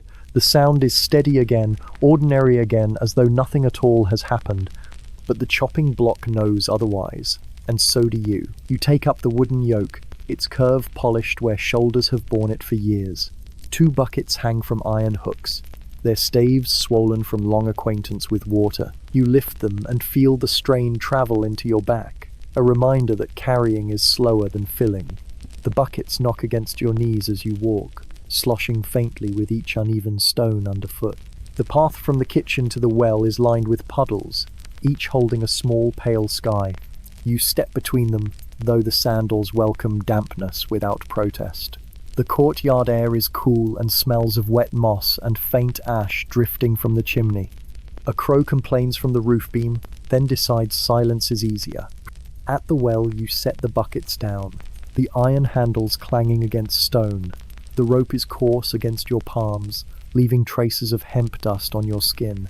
You lower the bucket, hearing it creak as the pulley groans in sympathy. The sound of wood and rope together is older than you, and shows no interest in being improved. The bucket touches water with a hollow slap, then sinks. You feel the weight shift suddenly as it fills. You haul it up, the rope pressing hard into your hand, your shoulder tightening with the effort. When the bucket emerges, water spills over its edge and trickles down the outside in thin silver lines. You set it down and repeat, the second bucket following the first with the same tired song. Now full, the buckets swing heavy from the yoke. You settle it across your shoulders, the wood biting a little, and begin the slow walk back. The buckets sway, their surfaces trembling with each step, catching bits of sky and bits of wall, spilling neither. You walk in time with the weight, letting your stride adjust to their pendulum. Halfway across the courtyard, another figure joins your side, carrying nothing. Their pace matches yours without effort. The silence between you is filled with the steady sound of water shifting in wood. You glance sideways without turning your head, and the corner of your vision notes the robe, the sleeve, the quiet company. The stones are uneven here, worn into dips by many feet. Your left bucket strikes lightly against theirs, though they do not carry one. The sound is hollow, wood to wool, no harm done. Still, the echo of that touch hangs in your ears longer than the sound itself. At the cloister walk, you both pause beneath the arch. You rest the yoke on the ground and roll your shoulders, feeling the ache bloom then fade. The other hand reaches out to steady one bucket as it settles, though it needed no help. The hand lingers half a breath too long on the iron handle, then withdraws as if reminded. You lift the yoke again. The buckets slosh their complaint, but you manage them into the kitchen where the fire greets you with its warm breath. You set the water down by the hearth, filling the air with the clean metallic scent of fresh-drawn well. The steam from the pot leans toward it, curious. The other figure sets nothing down, yet stands for a moment as though they had carried the same weight. A sleeve brushes your arm when they pass, not firmly, not carelessly, just enough to be felt through wool. Then they are gone, and you remain with the buckets, the yoke, and the ache in your shoulders, which suddenly feels less heavy than it did. You dip the ladle into one bucket and pour water into the pot. The hiss is soft, almost grateful. You wipe your palms on your robe and look at the yolk resting against the wall. It leans there now, innocent, though it remembers everything you carried together. The kitchen settles into its late morning hum, every task repeating itself with quiet confidence. You hear the broom whisper over stone, the pots whisper over fire, and above it all comes a sound not quite intended for ears, a low hum, steady, almost tuneless. It drifts like smoke from the far side of the room, barely rising above the bubbling of stew. You pause with your knife resting against a parsnip, listening. The tune is not from the hymnal, not from the chant books that echo through the chapel at set hours. It is looser, more private, no words attached, just a line of sound sliding up, then down, then staying somewhere in the middle as though undecided. The kind of tune that keeps a person's hands busy without their mind wandering too far away. The parsnip waits while you listen. The hum wavers near the herb bundles hanging from the rafters. It blends with the crackle of the fire until it becomes uncertain where one ends and the other begins. The voice is low, never sharp, more vibration than note. It swells once, just enough to be noticed, then tucks itself back into the background, as if shy about being overheard. You return to the knife, slicing clean, measured pieces. The hum continues, weaving itself between each stroke, filling the spaces your silence leaves behind. You catch yourself tapping the tip of the blade softly against the board in rhythm with the sound, as though accompanying it without meaning to. The tune shifts slightly, accommodating your rhythm, and you wonder if the coincidence is noticed. You add the pieces to the pot, where they vanish into steam. The smell of sweet root and coriander rises, meeting the tune in the air as if scent and sound belong to the same hymn. You stir, slowly, and the spoon makes its own music wood scraping copper, liquid folding over itself. Together, the three threads hum, scrape, bubble, become a chorus without ambition. The hum stops suddenly, as though it had been caught in the act. You glance sideways and see only a shoulder bent toward a bowl, sleeves rolled higher than the rules would allow if anyone were watching. The silence that follows is louder than the tune was, and it presses into the corners of the room. You keep stirring, not hurrying, not slowing, waiting. After a moment, the sound returns, softer, broken into smaller pieces now, almost like breathing on purpose. The shoulder shifts, the knife resumes its quiet rhythm, and the tune follows again.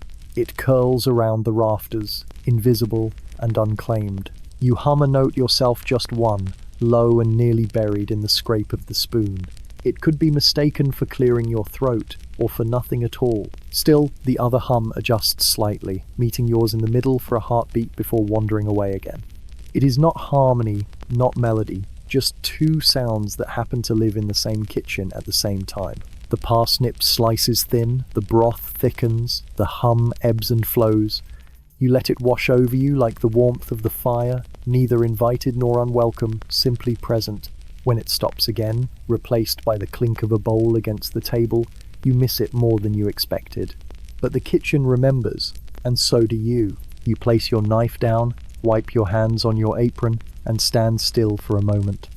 The silence stretches, softened by steam. Somewhere across the block, a hand adjusts a bundle of herbs, fingers brushing thyme leaves that rain down in small green flecks. One lands near your wrist, fragrant, sharp.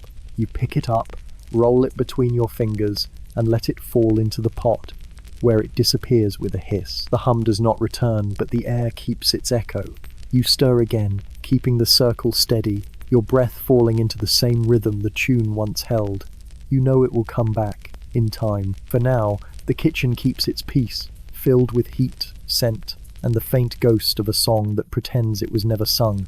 You stand on the low stool, the wood wobbling faintly beneath your sandals. Above you, the rafters spread their dark beams, blackened from years of smoke, their surfaces rough where the fire's breath has licked but never consumed. Strung across them are bundles of herbs tied in twine, their shadows hanging long and uneven against the ceiling. They sway a little when the draft moves through the high-slit window, as if bowing to some invisible rhythm. You reach up, sleeves slipping back toward your elbows. The air near the rafters is warmer, seasoned with dry leaf and soot. Your fingertips graze the dangling stalks of sage, first grey-green leaves curled in on themselves, brittle now, releasing a soft dust that sticks to your skin. The smell rises immediately, sharp and earthy, pricking your nose like a memory of open hillsides. You untie a small bundle and cradle it against your palm. The twine has left ridges in the stems, grooves pressed so deeply they will never forget. You carry it down carefully, the stool groaning as you step off. The bundle feels light, but the scent is heavy, filling the space around your chest. You lay it on the table, brush your hands down your sleeves, and the faint dust clings like a secret you cannot quite remove. The rafters still wait with their hanging crop. You climb again, reaching farther this time. Time crumbles when you touch it, releasing its sharp green tang into the air. You hold your wrist close and breathe it in. The warmth of the air has drawn the oils to the surface, and now it coats your skin with fragrance, as though it wished to be remembered. You lower the bundle, set it beside the sage, and let the dust scatter across the board. Another figure passes below, steadying the stool with one hand without speaking. Their palm rests against the rung longer than necessary, keeping the wood from wobbling even after you have already found your balance. You look down briefly, your wrist half bared by the fallen sleeve, and their eyes lift to it just as yours lower to them. For a heartbeat, the line of sight is unavoidable, and then both of you retreat into the safety of task. You tug a sprig of rosemary from the rafters, its needles stiff and resinous, their smell sharp like pine sharpened by sun. It scratches faintly against your wrist as you draw it down, leaving a line of scent.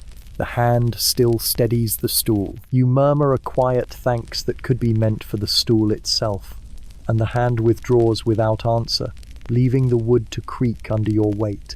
On the table, the bundles gather a small field laid out in miniature, each herb carrying its memory of summer.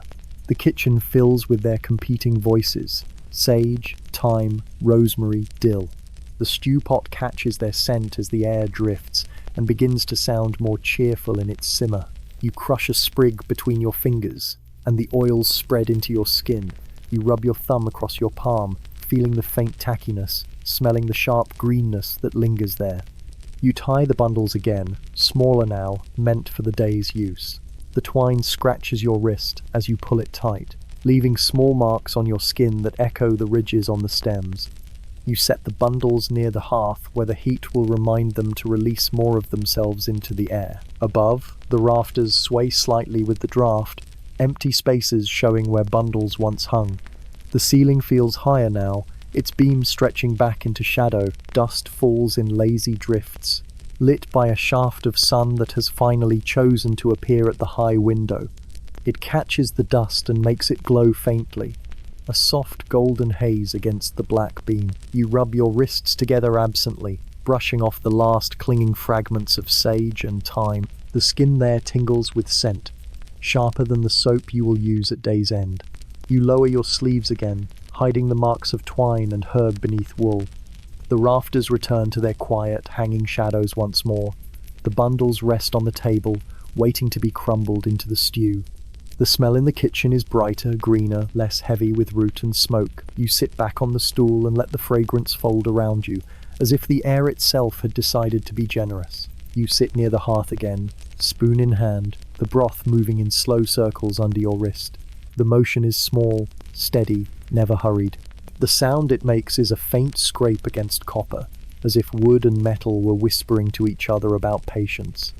Steam rises in soft clouds, carrying onion sweetness, cabbage weight, and the green brightness of thyme you crushed earlier.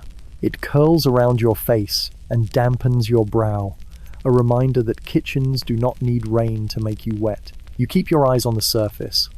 The broth rolls lazily, vegetables swaying like monks in procession, turnips bumping against carrots, pale cabbage ribbons drifting past potatoes that dissolve into softness at their edges. The surface breaks now and then with a bubble, each one a polite announcement before vanishing. You follow them with your gaze, not because they matter, but because they give the eye something simple to obey. The spoon's path is the same each time, Circle the rim, brush the middle, lift and lower. A rhythm of circles that leaves nothing changed except the comfort of repetition. Your hand knows it so well that your mind drifts while your wrist continues. You listen to your own breath mingling with the pots. Slow in, slow out, steam in, breath out. The wood of the spoon is dark from years of broth, polished smooth where countless palms have held it. The handle warms under your grip, carrying the fire's memory into your hand. You feel the heat creeping through your skin, resting in your knuckles, softening the stiffness that morning gave you. You do not let go. Across the table, a hand reaches for a bowl. The movement is unremarkable, but the sleeve shifts, and in the shifting you catch the faint outline of fingers brushing a jar. The hand hovers near your side of the table for a heartbeat, then withdraws. The jar remains untouched. The air feels thicker for a moment, though nothing has changed but you're noticing. The spoon dips into the broth, lifts, and pours the liquid back with a thin stream. The sound is quiet, like rain finding its way through leaves. Droplets slide down the spoon's edge, trembling before they fall. You watch them disappear, one by one, into the pot. You stir again, as though to erase the pause. The smell grows stronger as the broth thickens, onions melting into sweetness, herbs unfolding their voices. A sprig of rosemary floats near the surface, its needles darkened and soft. You press it under with the back of the spoon, and it resurfaces stubbornly, as if unwilling to let go of air. You leave it alone. It will soften in its own time. The hand returns, this time carrying a ladle. It dips into the broth, just beside your spoon. For a moment, two circles overlap your slow one, their careful one steam rising between. The spoons brush once, wood against metal. A soft clink that should mean nothing. Neither of you comments. The ladle withdraws, full, leaving your spoon to continue its endless round. You lean closer to the pot, letting steam blur the air until everything looks softer. The broth swirls under your hand, vegetables moving in quiet surrender. The circle widens, narrows, widens again. You could do this forever, and the pot would never argue. You rest your chin briefly on your wrist, the spoon still moving. The circle does not falter. The kitchen fades to hums and crackles and breaths. You feel the warmth on your face, the dampness on your brow, the weight of the wooden handle in your palm. The spoon moves. The broth circles. The moment stays. By the doorway, the row of pegs keeps its strict little order. Cloaks hung like obedient shadows. Hems aligned as if measuring one another. Hoods folded with the dull pride of things that know their place. The stone beside them is worn smooth where palms have pressed while reaching. A polished stripe in a wall that otherwise prefers roughness. The draft lives here, slipping under the door and along the floor, making the pegs click softly as wooden tongues. Today, one cloak has decided rules apply to other cloaks. It hangs 2 pegs away from where it belongs, thrown up not quite inside out, not quite straight, its hem angled toward the hearth as if hoping for attention. The wool shows a darker band where rain marked it and then lost interest. A thread of straw clings to the edge, stubborn as a small idea. The clasp at the throat is half latched, a little open mouth that forgot to close. You notice it because not noticing would require effort. You are bringing kindling from the basket, and your sleeve gathers a cold brush from the draft that owns this corner. The other cloaks behave. This one considers. You pause with 3 sticks in your hand and look without looking, the way one learns to look when kitchens are full of small witnesses that prefer not to testify. The smell here is different from the hearth's breath. Under the usual smoke and wet wool, a thin line of rosemary lingers, not from the rafters, but from oil rubbed into cloth. There is also a faint soap the laundry rarely produces, the kind that leaves no perfume except an absence of everything else. You stand close enough to smell and far enough to deny you were ever near. The peg above the mislaid cloak is lightly scuffed, as though someone reached in haste and changed their mind. You might straighten the rebel out of pity for the pegs if not for the intelligence of your hands, which prefer to seem unhelpful. You set the kindling in the scuttle instead. Hear the rattle of thin sticks becoming future flame, and allow the cloak to continue its experiment with geometry.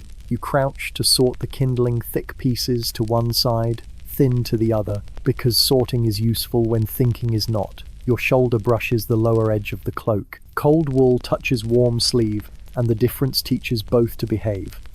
A thread catches on your cuff, thin as a hair, and you free it carefully, as if unwinding a note you would prefer not to read. At the far end of the pegs, another hand arrives with a broom and the casual authority of someone who owns nothing but is responsible for everything. The broom begins its soft sentences along the floor, gathering flower ghosts and the onion skins that slip under benches to dream. The mislaid cloak performs indifference. Draft, you say to the air, which is an accurate remark. The broom agrees by sweeping once across a damp circle on the stone, smudging it into a dark crescent that looks like a thought half finished. 2 fingers tuck a straw from the hem, the gesture professional in a way that refuses to be anything else. You stand and tug the door a finger's width to encourage the draft to choose a new hobby. The hinge answers in a language it learned from rain. Outside, the courtyard keeps its pale day. Inside, the pegs settle. The cloak still leans toward the hearth like a pilgrim considering a shortcut. If you were to straighten it, you would take the hood, turn the hem, find the clasp, and close the small open mouth. You do none of that. You touch the peg instead, just the peg feeling the warmth that hands leave even in cold stone rooms.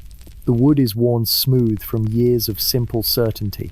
The cloak ignores your caution and continues to be itself, which is perhaps the point of cloaks. A sleeve approaches, familiar in its quiet. It reaches for the neighboring robe and shakes a rain bead from the edge, careful, practiced, unbothered. In the same unhurried motion, the sleeve nudges the wayward cloth a thumb's breadth higher on its peg. The adjustment looks like nothing at all. The hem straightens as much as its personality allows. The clasp closes with a soft click that might be the sound of manners. Better, you say, but only to the broom, which has finished speaking with the floor. The other sleeve withdraws, claiming a ladle from the wall as though it had always come for that. The ladle lifts, the pot accepts it, and the kitchen resumes its study of circles. You add the kindling to the hearth in the little tunnel you always leave so flame can remember it is not alone. Heat responds. As faithful as an old dog, the draft slackens, sated by a crack under the sill you cannot see. The row of cloaks returns to orderly shadow. Even the rebellious one, chastened by circumstances, rests more convincingly now. Still, it keeps one small announcement. The hem bears a twin line, a seam stitched twice with the same thread, not the laundry's habit. The knot sits on the outside, a little bump like a pulse. You would not have noticed if the cloak had not asked to be noticed by standing badly. You let your finger drift near, not touching, and then turn away with the excellent sense of someone who knows the difference between seeing and keeping. A bell speaks once from the refectory, not a call, only a reminder that time exists even when kitchens pretend it does not. You lower the stew lid, fold the towel, and lay it back on its hook. On your way past the doorway, you do not look again at the pegs, which is of course why you know exactly how they stand. The draft has chosen elsewhere. The cloak presents itself as if it had always been exemplary. You allow it the courtesy of being believed. You return to the hearth and the honest company of heat. The kindling settles into ember, the spoon resumes its rounds, and the kitchen resumes you. At your back, wool hangs, dries, forget. At your hands, broth thickens, remembers. Between those two, a door keeps its mind on hinges, and you keep yours on the work that proves you were here. On the hearth's side table, a small pan waits, blackened along its rim, its bottom scarred from years of fire. Inside it lies a shallow heap of chestnuts, their shells marked with neat little cuts made earlier with a paring knife. The cuts are crooked but serviceable, enough to let the steam escape when heat persuades the nuts to open. They rest there, like patient stones, dull brown, faintly glossy, where the knife has revealed paler flesh beneath. You shift them into the embers with the flat of a shovel, their shells clicking softly against one another. The fire accepts them with a low sigh, and almost at once, the smell begins. It is sweet, warm, earthy, different from bread, different from stew, yet belonging to the same family of comfort. The air thickens with it, climbing into your nose, settling against the roof of your mouth before you have even tasted. The chestnuts crackle faintly as the shells begin to split along their scored lines. You lean closer, resting elbows on knees, and watch steam curl upward, thin and white against the dark of the chimney. The shells blister and blacken at their edges, some peeling back like lips opening to speak. The sound is quiet but insistent, a language of small, sharp pops. You reach with tongs and stir them, turning the nuts so they cook evenly. The iron grips their hot shells, each one giving a tiny hiss as it shifts position. You drop them back into the embers, and they land with a muffled clatter. The smell grows rich and nutty, almost sweet, with a faint edge of smoke. A hand sets a wooden bowl beside you on the bench, its surface rough with long use. You glance, but do not speak. The hand rests there for a moment, long enough for you to notice the damp heat it leaves on the wood, then withdraws. You prod the chestnuts again, feeling the fire's warmth sting your face. When they are ready, you scoop them out, tumbling them into the bowl.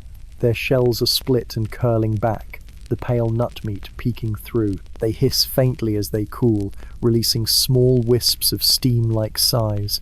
You hold one in your palm, turning it carefully before peeling away the brittle shell. The skin clings, dark and papery, but comes free with patience. Inside, the nut is soft, golden, warm enough to sting your fingertips. You break it in half and place one piece into your mouth. It tastes of fire and wood and sweetness hidden in the earth. The warmth spreads across your tongue, and you chew slowly, letting it dissolve into softness. The second half waits in your palm. You glance toward the bench and see another hand resting there, as if by chance. You extend your palm slightly. The hand accepts, fingertips brushing yours just long enough to take the nut. The bowl sits between you now, filled with cracked shells and steam. Neither of you speaks. The fire does the talking, logs settling, embers shifting, chestnuts clicking faintly as their heat fades. You peel another, the skin stubborn, the nut underneath eager. You eat half, pass half, the rhythm as simple as stirring stew. The shells pile in a small heap on the board. Some are blackened, curled tight, as if still guarding their treasure. Others lie open, hollow, having already given all they had. The smell of roasted nut hangs in the air, mingling with cabbage and onion, creating a warmth that belongs to no one and everyone. You rub your fingers together, sticky with the faint oil of chestnut. The other hand does the same, brushing skin absently against apron wool. For a brief moment your elbows nearly touch. Then the hand lifts another nut, offers it without words. You take it, peel it, split it, share it back. The rhythm continues, quiet and unremarkable, the kind of sharing that pretends to be about food. When the bowl is nearly empty, you tip the last shells into the fire. They flare quickly, then collapse into ash. The warmth lingers in your mouth, your hands, your sleeve where it brushed another sleeve. The kitchen, busy with its usual murmurs, seems unaware. The pot bubbles, the broom whispers, the rafters hang their herbs. Only the faint sweetness in the air remembers the chestnuts, and perhaps so do you. The meal ends, and the bowls find their way to the basin by the wall, where water waits grey, lukewarm, carrying the day's first layer of grease and flour. You stand before it with sleeves rolled high, the wooden ladle set aside, the rag ready in your palm. The basin is carved stone, deep and square, its edges worn smooth by centuries of bowls being lowered, dipped, scrubbed, and stacked again. It smells of lye soap, faint and bitter, though the scent is softened by the steam still wandering from the hearth. You lower the first bowl, tilting it so the water fills and loosens the thin film of broth. The cloth follows, circling the rim, pressing into the grain of wood. Small bubbles rise, fragile and quick to vanish, like thoughts that never finish.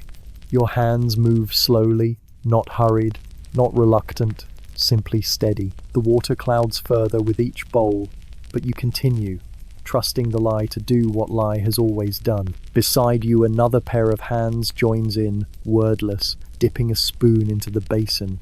The wood gleams darker when wet, lighter when lifted. The spoons knock gently against each other, a hollow clink that belongs to kitchens everywhere. Sleeves brush, once, twice, too often to be accident, too quiet to be remarked upon. You glance at the reflection in the water, it bends both your faces until they dissolve into ripples. You drop your gaze to the bowl instead. The cloth squeezes water over your wrist, running down in thin trails, collecting at the edge of your palm. You shake it away, but the dampness lingers. The other hand reaches into the basin at the same moment, fingertips grazing yours under the cloudy water. For a second, you cannot tell which fingers belong to which hand. Then the bowl is lifted, rinsed, and set aside, leaving the contact behind with the soap bubbles. You continue without pause. Another bowl, another circle of the rag, another rinse, another stack. The rhythm calms, steady as a chant without melody. The pile of clean bowls grows taller, leaning against the wall in patient silence. The water grows darker, less forgiving, but still serviceable. The sound of cloth against wood, wood against stone, water against basin, it fills the air more completely than words ever could. Your hands redden from the lie, the skin tightening slightly, but you keep moving. Across from you, the same motions mirror yours. 2 cloths, 2 sets of bowls, 1 basin, 1 rhythm. When the last bowl is set aside, the water is little more than a grey shadow. You lift the basin with care, tilt it toward the drain at the floor. The water leaves in a slow stream, carrying foam and scraps with it, until the stone is bare again.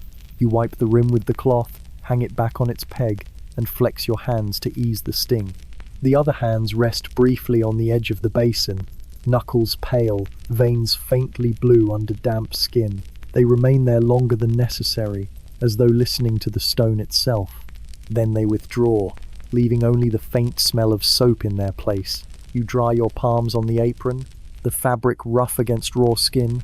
The basin is empty now, the bowls stacked, the spoons quiet. The work is done. Yet the silence it leaves behind feels heavier than the task itself. You look down at your hands. They smell of lye, broth, and something else the water did not wash away. You rub them together once more, slowly, and let the kitchen swallow the sound. Evening arrives, the way flour settles slowly, softly, everywhere at once. The kitchen's heat loosens its hold, and the light that belonged to the high window slides off the table to find other work. What remains is hearth glow and the patience of shadows, long as ladles, gentle as steam. You stand a little while to let your eyes relearn the room, the corners deeper, the copper row turned to a procession of dark moons. On the side shelf, the lantern waits with horn panes clouded by use.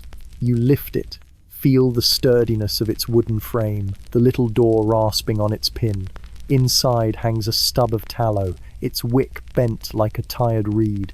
Beeswax is for the altar. Kitchens take animal fat and make peace with the smell. You open the tinderbox flint, steel, a ragged square of char, and kneel by the embers that keep their slow gossip.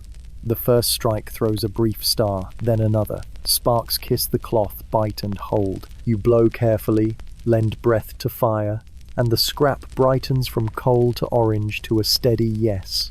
The wick accepts the flame with a small complaint. The horn needs the light until it is butter soft. You hang the lantern by the pegs and set another on the table, a twin that remembers different hands. Their light is nearer than day, a light that prefers faces to distances. Shadows gather behind baskets and under benches like friendly conspirators. Copper pots collect coins of glow along their bruised bellies and spend them slowly across the wall. The room begins to speak in new colors, amber on wood, sienna in soot, a subdued gold in the flour dust that never quite leaves the air. The stew mutters into quietness, thick and resolved. You skim a last pool of fat with the back of a spoon and let it slide into the ash bucket where it will forget being important. The bread on the board shows cooling cracks, fine, pale rivers that mean the crumb has set and will slice without complaint. You trim a wick with the little scissor that lives on a string The snip is almost lost under the hearth's steady breath. The flame climbs straight, bows when the draught makes a suggestion. You move it a hand's width, and the suggestion is withdrawn. Small negotiations keep the evening gentle. From the corridor, footfalls pass, softened by wool and habit. Voices do not bother with words. They exchange only the weight of breathing and the creak of sandals. The bell will speak again soon, deeper now, saying the sun has left the field. For the moment, the kitchen keeps its own hour, the time of rinsing knives, folding cloths, deciding how much warmth the night should inherit. You carry one lantern toward the storage alcove, its circle of light walking ahead like a tame animal. The horn blurs, edges the barrel hoops, the sacks of rye, the dim wedges of cheese wrapped in cloth to keep them from ambition. Mice have their opinions, written in tiny teeth on a corner of sacking. You touch the rip and tuck it under. The handle warms your fingers. The faint tallow odor insists you are exactly where you are. When you turn, another light moves from the hearth side, meeting your circle, making an almond of brightness between you. The horn panes reflect a face that is both yours and not yours, stretched thin by the little window. For a breath, the two lanterns tilt together, and the twin flames steady, as if surprised to find company. Then you step apart and the almond becomes two coins again, walking back into their separate shadows. On the table, you lay out the bowls for evening brothwood, darkened by many washings, rims smooth as worn stone. The lantern warms their edges, and each bowl holds a small lake of light, shallow and perfectly still. You stand longer than necessary, counting the lakes, not because the number matters, but because the counting itself is sleepy and kind. You slice the bread. The crust yields with a civilized protest. The knife's whisper almost polite. Crumbs leap and then calm themselves. You lay the slices like shingles, overlapping just enough to look intentional. A heel goes to its old place near the hearth. Tradition is a habit that does the remembering for you. The lantern near the pegs shows the line of cloaks at rest, their shadows taller than any of you manage in daylight. One clasp gleams recently closed. You do not investigate shine, you respect it from a distance. The draught plays at the hem of a robe, loses interest, and goes off to annoy the door. You bring the second lantern to the hearth and check the stew's bottom where sticking likes to begin its career. The spoon travels the curve of the pot with a sound like a finger around a bell. Nothing has burned. The evening approves your attention. You put that approval away with other small satisfactions, stacked neatly, easy to reach when sleep will not. Low light invites smaller noises. A faint tick from timbers letting go of day's heat, ash settling into new shapes, the soft hurry of a moth discovering the horn pane and changing its mind. You open the lantern door, and the moth escapes without scandal, leaving only a memory of powder and a better opinion of doors.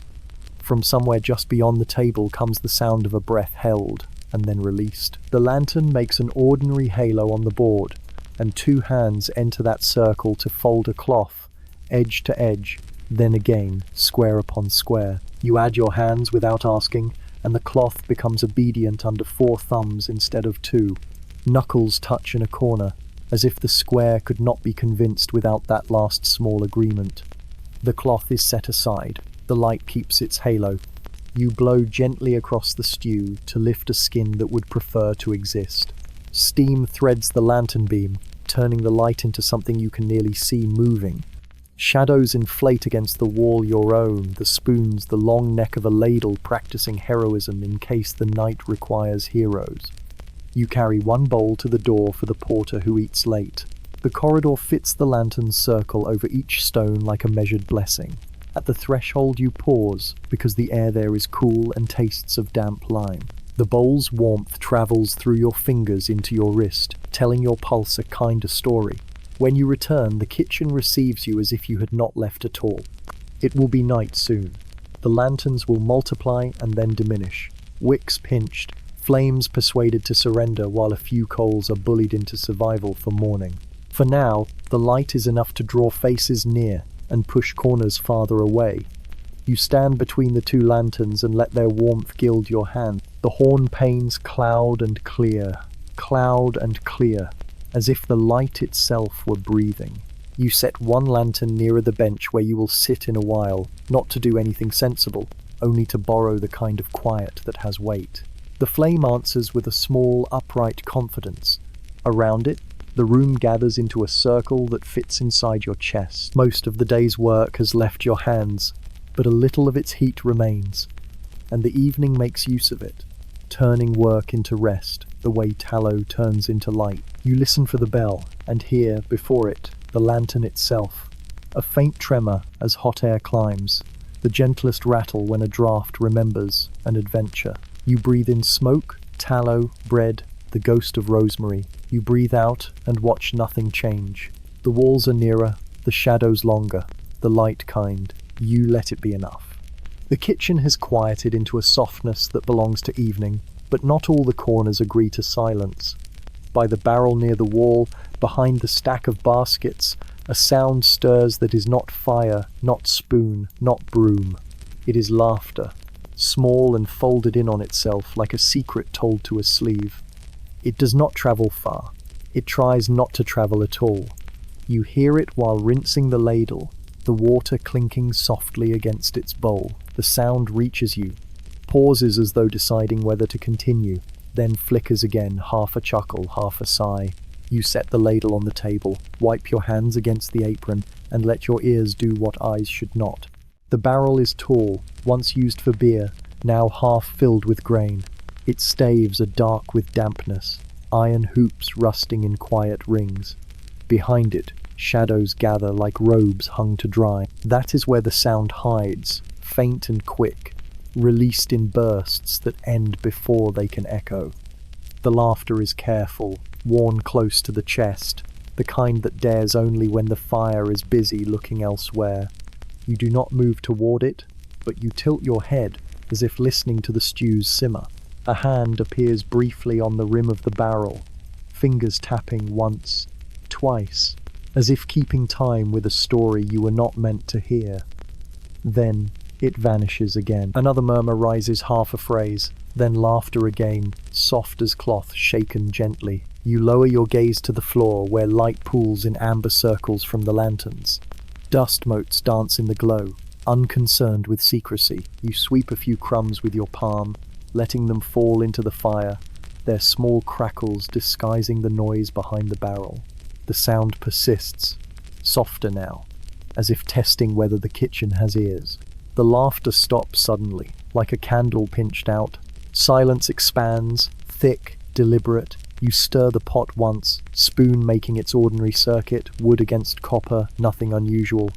From behind the barrel comes only breathing, controlled, steady, pretending not to exist. Then the barrel shifts slightly, not enough to draw attention, only enough to remind you that space can be shared even when no one says so. The hand reappears, this time brushing the floor, fingertips tracing a line through flour dust before curling back into shadow. You notice the trail left behind, a pale mark like a path no one walked. You take up a rag and wipe the table, drawing circles that echo the spoon's earlier path. The cloth smells faintly of lye and onions.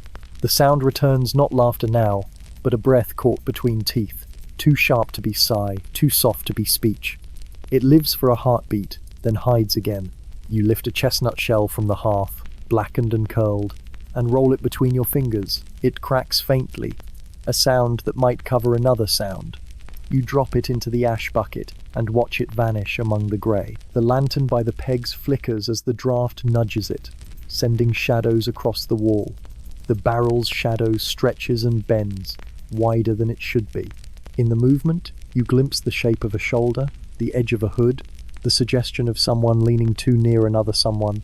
The flicker passes, and the shadows settle back into obedience. You straighten the row of bowls on the shelf, aligning their rims, though they were already aligned. Behind the barrel, cloth shifts faintly, the rustle of wool against wool. Then silence again, perfect and complete, as though the room had imagined the sound. You do not turn, you do not ask. You carry the rag to the peg, hang it by its frayed corner, and let it swing once before it stills. The laughter has gone where it was told to go. The barrel keeps its secrets. The lantern hums quietly, unaware, But the air remembers.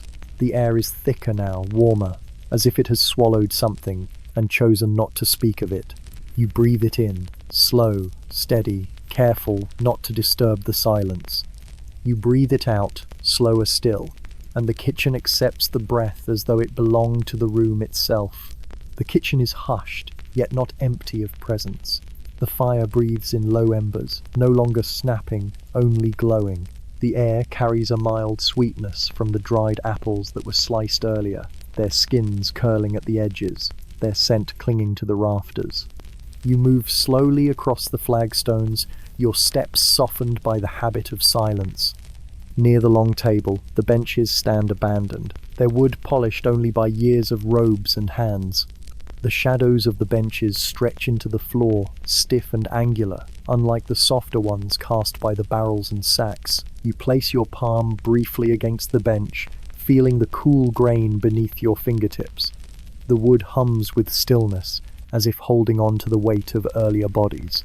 At the far wall, a window sits shuttered, its cracks allowing thin stripes of night air to sneak in. The air is damp, carrying the faintest trace of pine smoke from the outside. You pause, pressing your hand near the shutter, and feel the draft slide along your skin. It is a small reminder that beyond these walls lies a darkness, broader and freer than the one you stand in. The copper pots hang silently, suspended from their hooks, their curved bellies catching and bending the lamplight. Each one holds its own reflection, dim and elongated, as if the kitchen itself were stretched into a quieter world.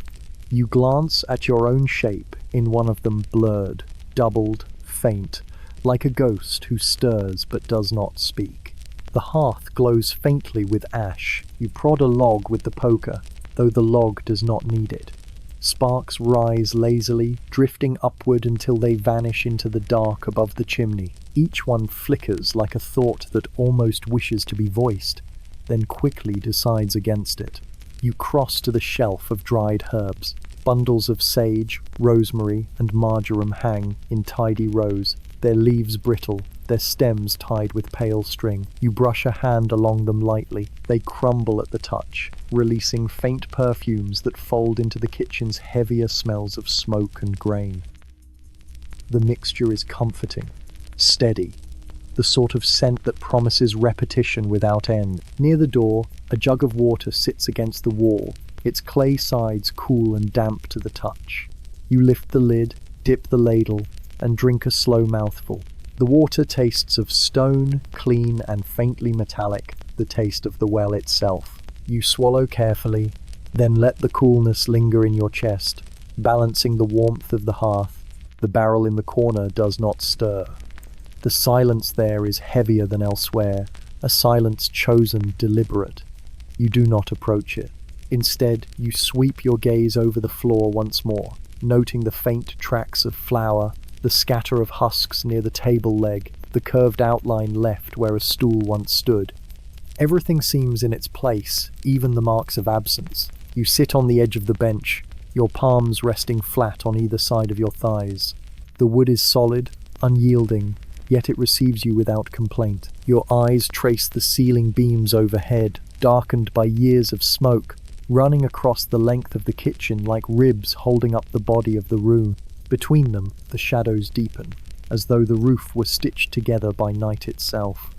The quiet thickens. You hear your own breath as clearly as if it were someone else's. In, steady, out, slower. The kitchen breathes with you, each exhale softening the fire, each inhale drawing in the scents of herbs and ash. You feel no need to fill the silence. It has already chosen its shape, and you are inside it. The jug is set back in its place, the ladle returned to its rim. You rise, adjust the bench a finger's width so it aligns with the table, then let your hands fall to your sides. The lantern wavers once in a draught, light gliding across copper, then steadies again. Shadows return to their old positions, as if nothing had been disturbed. You take another breath, slow, deliberate, and the kitchen accepts it like a confession it has heard too many times before. You choose the narrowest path the kitchen offers, which is generous of you because the kitchen has several that compete for the honor. Between hearthstones and the long table runs a lane made for one careful body at a time, a lane designed by someone who loved elbows negotiating treaties. You hold a bowl of sliced roots in both hands and begin the small procession past hanging ladles, past the peel like a sentry, past the bench corner that stubs pride more than toes. The air here is warmer than the rest of the room, as if the fire keeps a private corridor for itself. Tallow thickens the lantern light, turning edges soft. Steam wavers from the pot and finds your face without asking permission. It smells of onions learning manners, thyme persuaded to behave, cabbage choosing not to sulk. Your sleeves, rolled halfway, drink a little damp and then pretend they did not. At the pinch point, another figure arrives from the opposite end with the inevitability of bells. There is no room for ceremony. There is barely room for disagreement. You both turn your shoulders only a finger's width, and in that brief turn, the wool of one sleeve learns the wool of another. Cloth on cloth. A dry hush like a page turned by someone who already knows the story.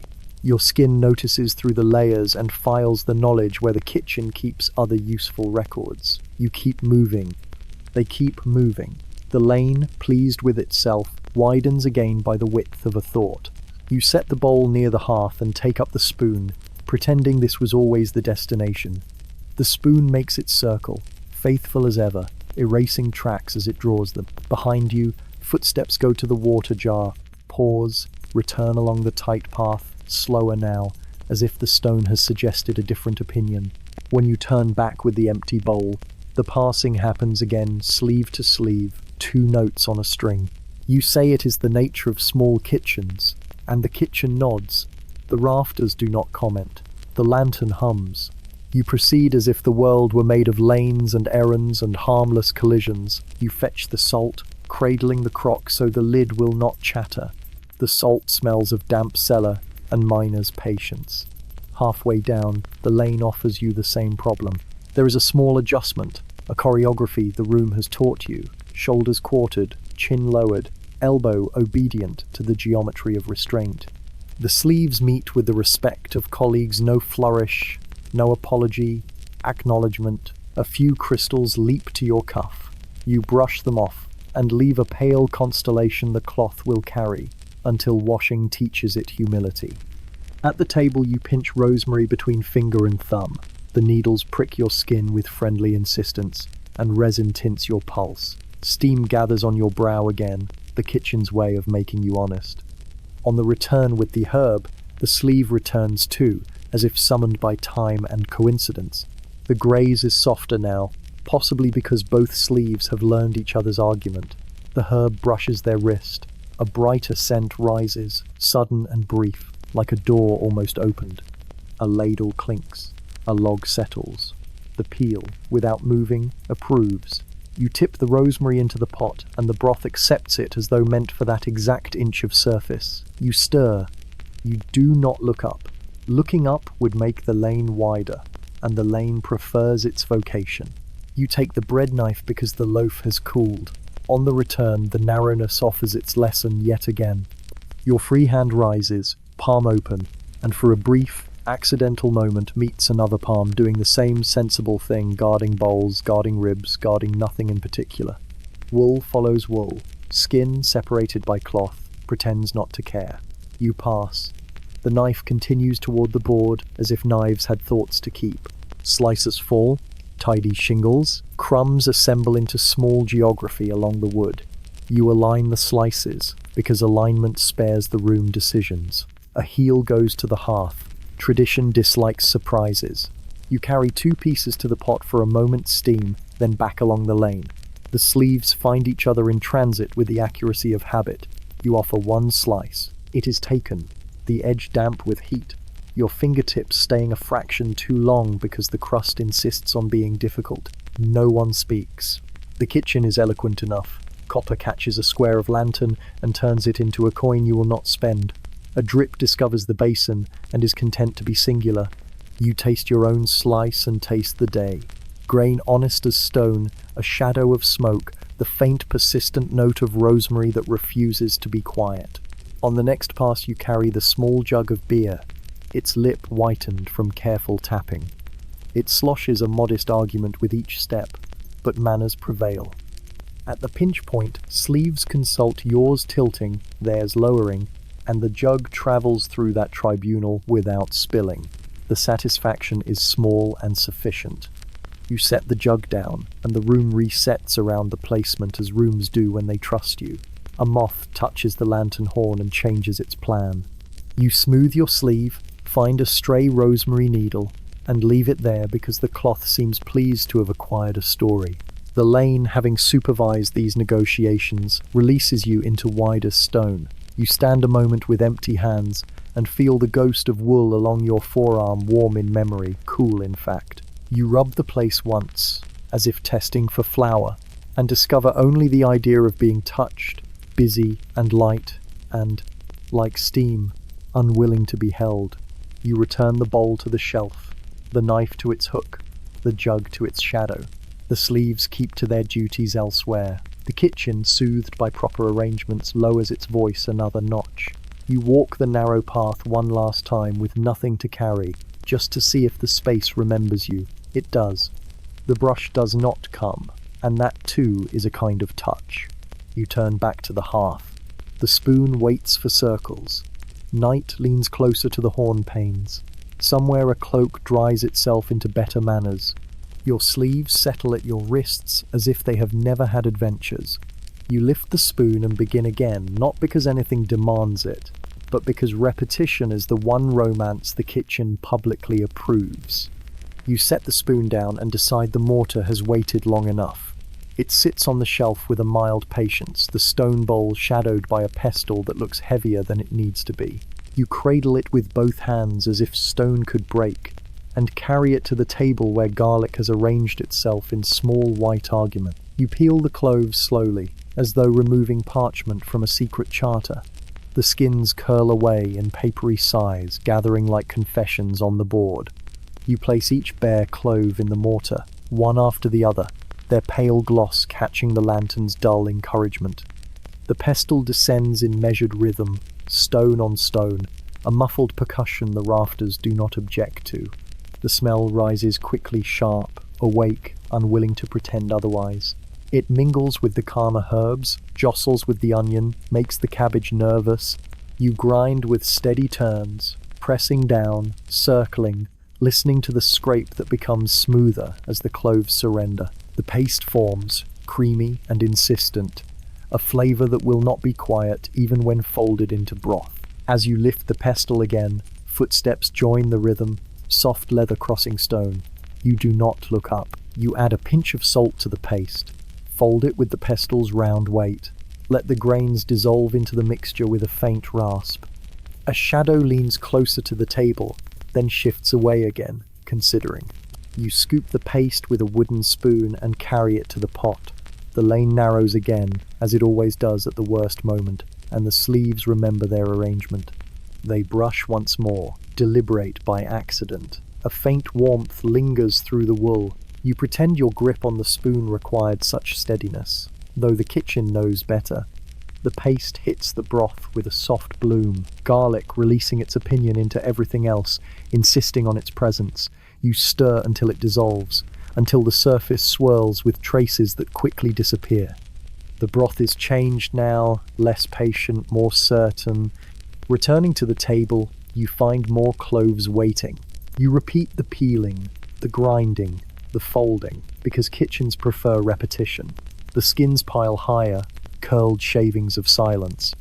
The smell thickens, seeps into your hair, clings to the wool, finds its way into the folds of sleeves and stays there, stubborn as a vow. When the footsteps return, you do not shift. You let the brush of cloth announce itself without needing eyes. The pestle continues its circle. The garlic continues to give itself away. Wool on wool, breath near breath, nothing said. The mortar approves with another muffled note. Later, you carry the second spoonful to the hearth. The lane delivers its lesson again. Steady, predictable, necessary. You balance the weight, careful not to spill. Cloth grazes cloth, warmth grazes warmth. The broth accepts another secret and stirs itself into deeper comfort. You set the spoon aside, wipe your fingers on the edge of your apron, and breathe the kitchen's new air dense with garlic, heavy with steam, softened by tallow light. The stone walls hold it close, unwilling to share it with the world beyond. You return the pestle to its place. The mortar rests, lighter now, content. You gather the skins into your palm, dry curls brittle against your skin, and drop them into the embers where they flare briefly and vanish without ceremony. For a long moment you stand still, sleeves quiet at your sides, the faint memory of wool brushing against wool persisting more clearly than the sound of crackling fire. You let it remain, as kitchens allow such things to remain, tucked into the ordinary rhythm, folded into garlic and salt and steam. You take up the ladle again, its long handle warmed by the fire, its bowl darkened with use. You dip it into the pot with a slow, circular tilt, careful not to let the surface complain. The broth rises, thick now with the company of garlic, herbs, and the quieter confessions of onion. You lift it, steam unfurling like thin banners, the scent filling the air with a calm that is not entirely calm. The ladle hovers for a moment, as if waiting for a decision. You turn toward the row of bowls, earthen and plain, their rims uneven but trustworthy. You pour gently, letting the broth fall without splash, watching it pool in muted ripples until the clay seems warmer for it. One bowl filled, then another, the rhythm steady, the silence agreeable. As you move to the third, the kitchen shifts again. The lane narrows where it should not, and sleeves resume their practiced arrangement. Wool slides over wool, soft enough to seem accidental, deliberate enough to be remembered. You tilt the ladle without falter, though your wrist grows conscious of its own movement. The broth does not complain. You set the bowl down, careful on the table's uneven edge. The bowls sit together, steam rising in small, fragile towers. They lean into each other as though whispering, their surfaces catching the tallow light. You ladle more, your hand steady, the kitchen air heavier now with both garlic and wool. The footsteps pass behind you, measured, leaving the faintest current of air. You pause only to wipe the ladle's handle with a cloth, then dip it again. The fourth bowl receives its portion, a little less than the others, though it does not mind. Kitchens accept unfairness, without complaint. When the last bowl is filled, you arrange them in a crooked line, their clay rims glowing faintly. You step back, letting the steam rise in a shallow fog, drifting toward the rafters where smoke already lingers. The room feels smaller, though not unpleasantly so. You set the ladle across the pot's rim, balanced like a bridge. The handle extends toward the lane, uninviting yet not forbidding. Sleeves drift near again, brushing once more, as if reminding the cloth of its purpose. You keep your gaze on the bowls, though the warmth through wool is far more insistent than steam. You carry the first bowl to the side table, careful with the uneven stone floor. The liquid shivers slightly but holds. You place it down, return for another, repeat the walk. The lane obliges with its narrowness, ensuring that sleeves find their conversation again and again. The bowls multiply at the side table, their steam mingling, forming a quiet chorus of warmth. When all are set, you stand before them. Steam softens your face, dampens your hair, seeps into the folds of your apron. You breathe it in, garlic clinging to every part of you now, a scent impossible to forget. The kitchen approves, its silence thick, its air warmer than stone should allow. You take the ladle once more, stir the pot lazily, watch the broth circle itself, unwilling to end. The pestle and mortar rest nearby, their task complete, but their presence still felt. You wipe the rim of one bowl with the cloth, smoothing a small spill into invisibility. As you lean over, the sleeve brushes again, the wool pressing with such slight insistence that the cloth forgets its neutrality. You finish the motion, step back, leave the bowl cleaner than before. The sleeve withdraws, patient, unhurried. The bowls remain, waiting, steam rising into the dim rafters. You rest your hand on the table's edge, feeling its rough grain, its history of spilled broth, scraped knives, and elbows that lean too long.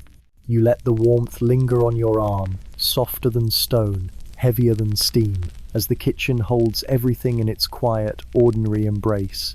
The bell begins before you expect it, a low iron voice rolling across the cloister like a tide that has remembered the shore. It does not call, it collects.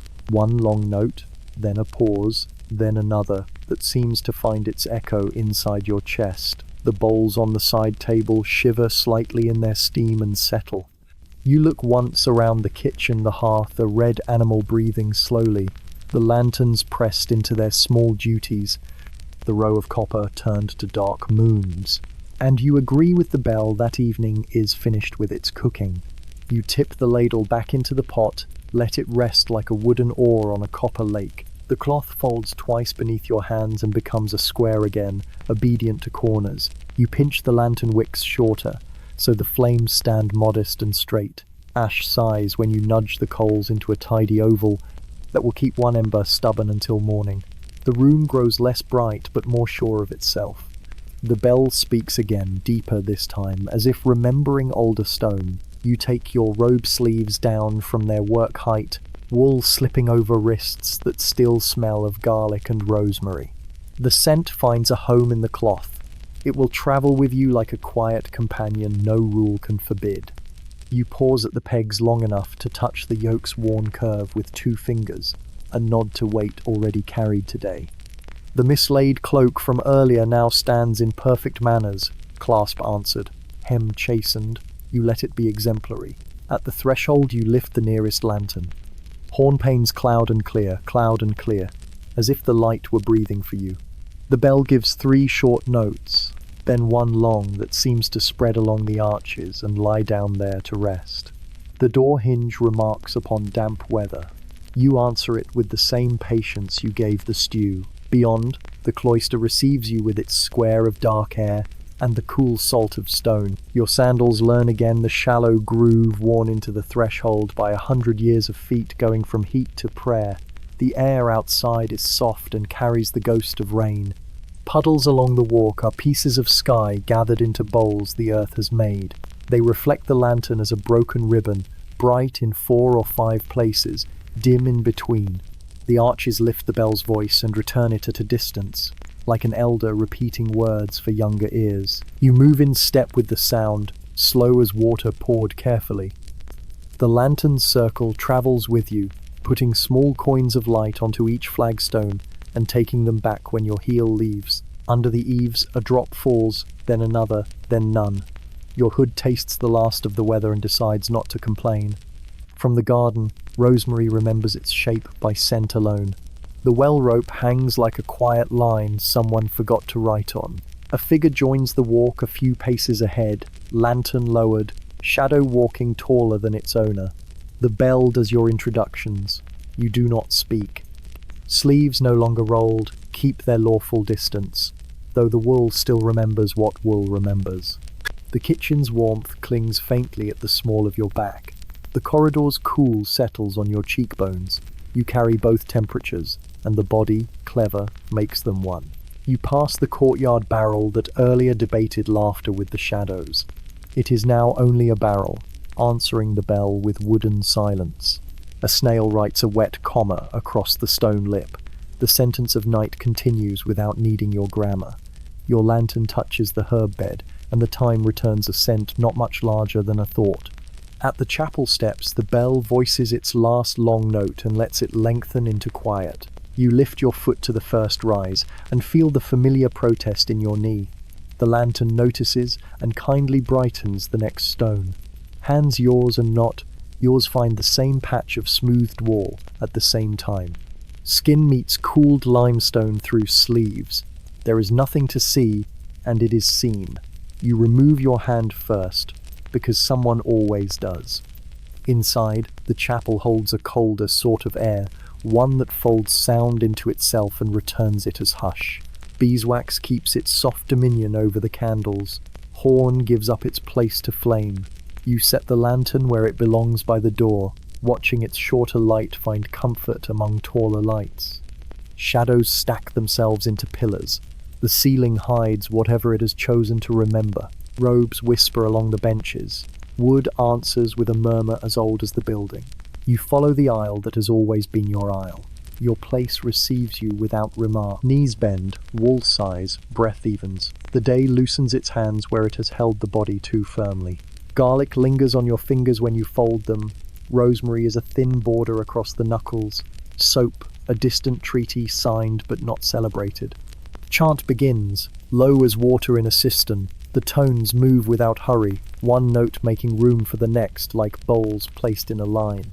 You do not sing loudly. You let the voice ride the breath you already have. It travels across your tongue and meets the taste the kitchen left there. The two become one shape and do not argue. The words, memorized until they no longer need meaning, rest against the palate and dissolve like steam. Around you, the community leans into the sound. Shoulders square themselves by long practice. Heads tilt in the same patient angle. Somewhere to your left, a familiar syllable arrives half a heartbeat late, as it always does. Somewhere to your right, a cough has the courtesy to be small. You keep the line, keep the breath, keep the place where hands rest. The bell is quiet now because voices have accepted its work. In the pause between psalms, you hear the chapel as a vessel, stone taking in warmth, wax adjusting its own small horizons, a wick discovering a shorter self and agreeing to it. Your pulse, which belonged to chopping and stirring an hour ago, belongs to syllables now. If you listen underneath the chant, you can still find the kitchen circle, the spoon tracing the pot, the ladle pouring evenly, the mortar's dull heartbeat. They keep time with the psalm as if kitchen and choir were two faces of one clock. The prayer moves toward its ending the way light fades on copper gently, over surfaces that already know how to accept change. The final amen is not a door shut, but a door that has decided it can stand open without letting the night in. Benches complain softly as bodies stand. Cloth rubs cloth in the language of necessary movement. You bow, because bowing arranges the spine into a truth older than thought. When you turn, the lantern at the door remembers you, and grows friendly again. Outside, the cloister air has chosen coolness over damp. The puddles have traded pieces of sky for a handful of stars, scattered and serious. Your sandals find the groove in the threshold a second time. The groove welcomes them as if the stones themselves kept attendance. You carry the lantern back along the walk. The kitchen's doorway is a lower darkness, stitched with ember glow. You open it with the same care you closed it. Warmth leans in as if it had been waiting at the sill.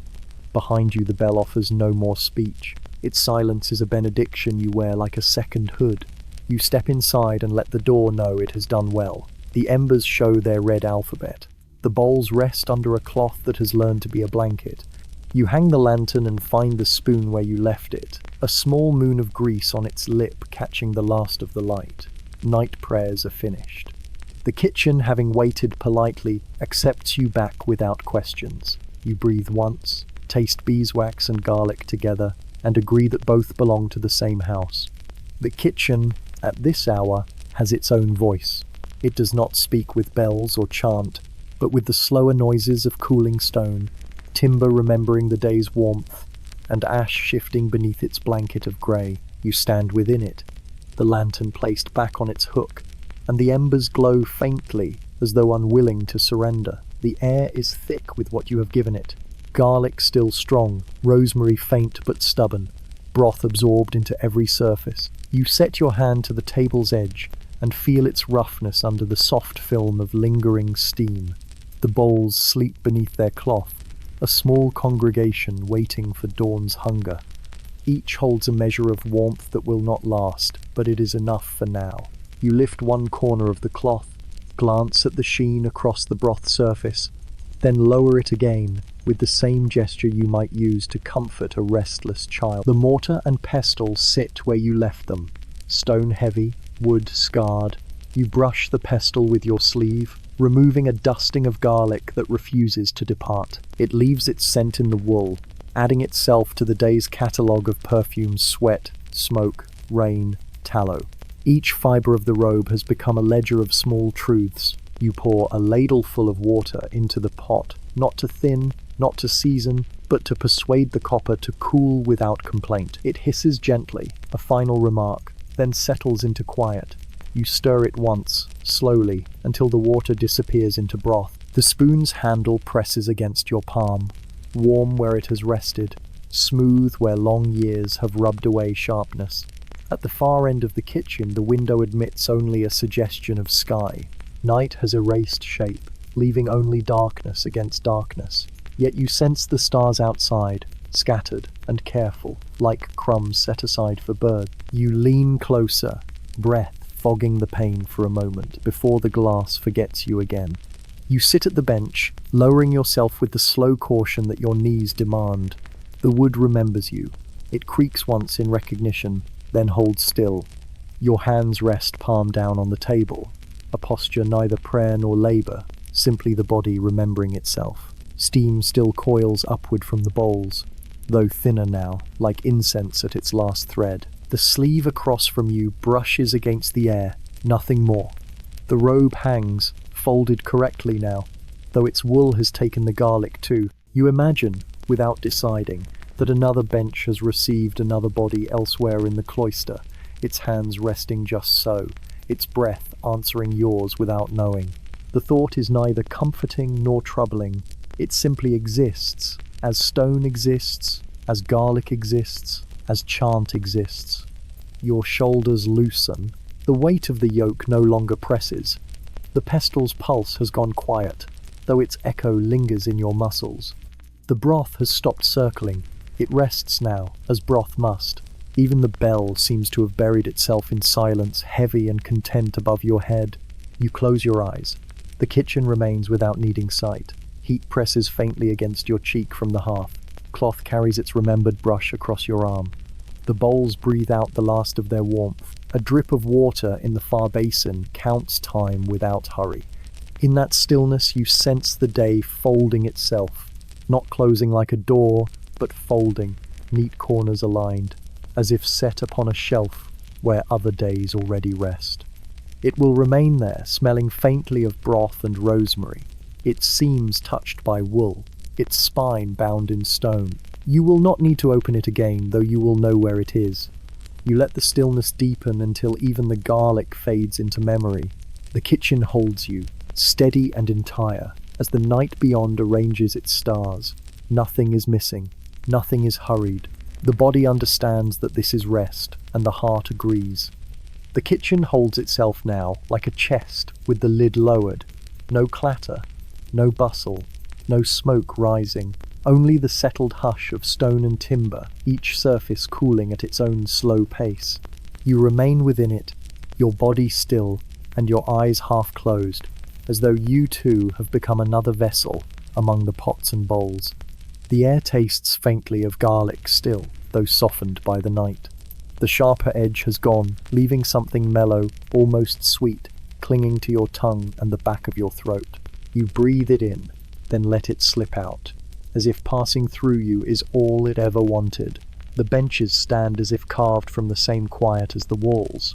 You brush your palm across the wood, feeling the grooves cut by years of knives, the polish of countless elbows, the small burns where sparks leapt from the hearth. These marks speak without voice, saying only that the kitchen has seen what you have done and will see again tomorrow. The bowls under cloth hold their silence too. The broth within has lost its steam, yet its scent still rises when you lift the corner. You replace the cloth gently, as if to tuck it back into bed. The ladle rests nearby, not needed now, but not forgotten either. Its wooden curve gleams faintly in the dim light, the kind of sheen that lingers long after hands have left it. From the ceiling, herbs hang in brittle wreaths. They move slightly with the draught, leaves brushing against each other like whispered agreements. Rosemary, sage, marjoram, all softened by time, all shadows of what they once gave. They dangle above you, as though keeping their watch until dawn. You shift your feet on the flagstones, their coolness reaching through the thin sole of your sandal. Each step you take sounds deliberate, yet muffled by the night's heaviness. The stones return no echo, only the acknowledgement of weight passing across them. You pause, let yourself feel the chill travel upward, steady and grounding. The window shows nothing now. It is a black square, framed in thick stone, without star or moon to lighten it. You lean closer, watching your breath paint pale circles against the cold glass, then fade. Beyond, there is only the unseen courtyard, the cloister arches, the garden asleep beneath dew. You know it is there even without sight, the same way you know the bell waits above, patient until it is time. Your body folds into the bench again, your robe heavy and still about you. You lower your head, resting your chin against your chest for a moment, and feel the weight ease from your neck. The silence presses, not harsh, but full. It asks nothing, it demands nothing, it only surrounds. You hear the faintest drop of water in the basin, a rhythm without pattern, as though the kitchen itself has chosen to count time differently. The sound is small, yet it marks the space as surely as a psalm sung in the chapel. You listen, and then you stop listening, letting it fall into the background where it belongs. The warmth of the hearth has nearly gone, but a thin thread of heat still lingers, weaving its way across the floor. It touches your ankles softly, as though reluctant to leave. You let it stay as long as it chooses, knowing it will fade when it is ready. You close your eyes more fully. The scents, the sounds, the textures remain around you like layers of cloth. Garlic softened, broth asleep, herbs dry and fragile, wood worn smooth, stone cooling slowly. Each detail folds upon the next until they blur into one fabric, wrapping you without seam. Your breath evens. The day has ended. The kitchen has ended. You rest in the space between, not moving, not needing. The monastery holds you. The silence holds you. And the night itself has made a place for you among its darker hours. The monastery drifts into a deeper quiet, as though the very walls have begun to breathe more slowly. You sit where you are, unmoving, with only the faint press of wood against your back and the low chill of stone beneath your sandals. The rhythm of the day is finished, folded into the night like parchment set aside, its ink still drying but no longer meant to be read. The scents have dimmed now to shadows, garlic, broth, herbs, bread, each one faint, each one softened, until they seem almost imagined. They drift together and become one single fragrance, not sharp, not strong, simply present. You breathe it in without thought, the way you might breathe in the air of a cloister garden, knowing it has always been here, waiting. You hear almost nothing. Only a wooden beam shifting quietly as it settles into its own rest. Only the faint slide of your sleeve when you move your hand a little. Only the hush of your own breath passing in and out, steady, even, calm. The darkness deepens at the edges of the kitchen. Corners disappear. Doorways become part of the wall. The window no longer shows even the faintest glimmer. It is only blackness, full and still, like a cloth drawn over the room. You do not need to look beyond it. Everything you need is here, within these stone boundaries that hold and soften you. The longer you remain, the heavier your limbs feel, as though the quiet itself has settled into them. Your shoulders loosen, your hands rest easily in your lap, your eyes hover just behind their lids. You are part of the night now, folded into its rhythm. Nothing is urgent, nothing is waiting, only sleep, as calm as stone. We hope this glimpse into old customs has been a calm and pleasant one. If it made you curious for more, you can like, share, or leave a kind comment. And if you wish, subscribe to be here for the next unhurried tradition we explore together. End of script. Sweet dreams.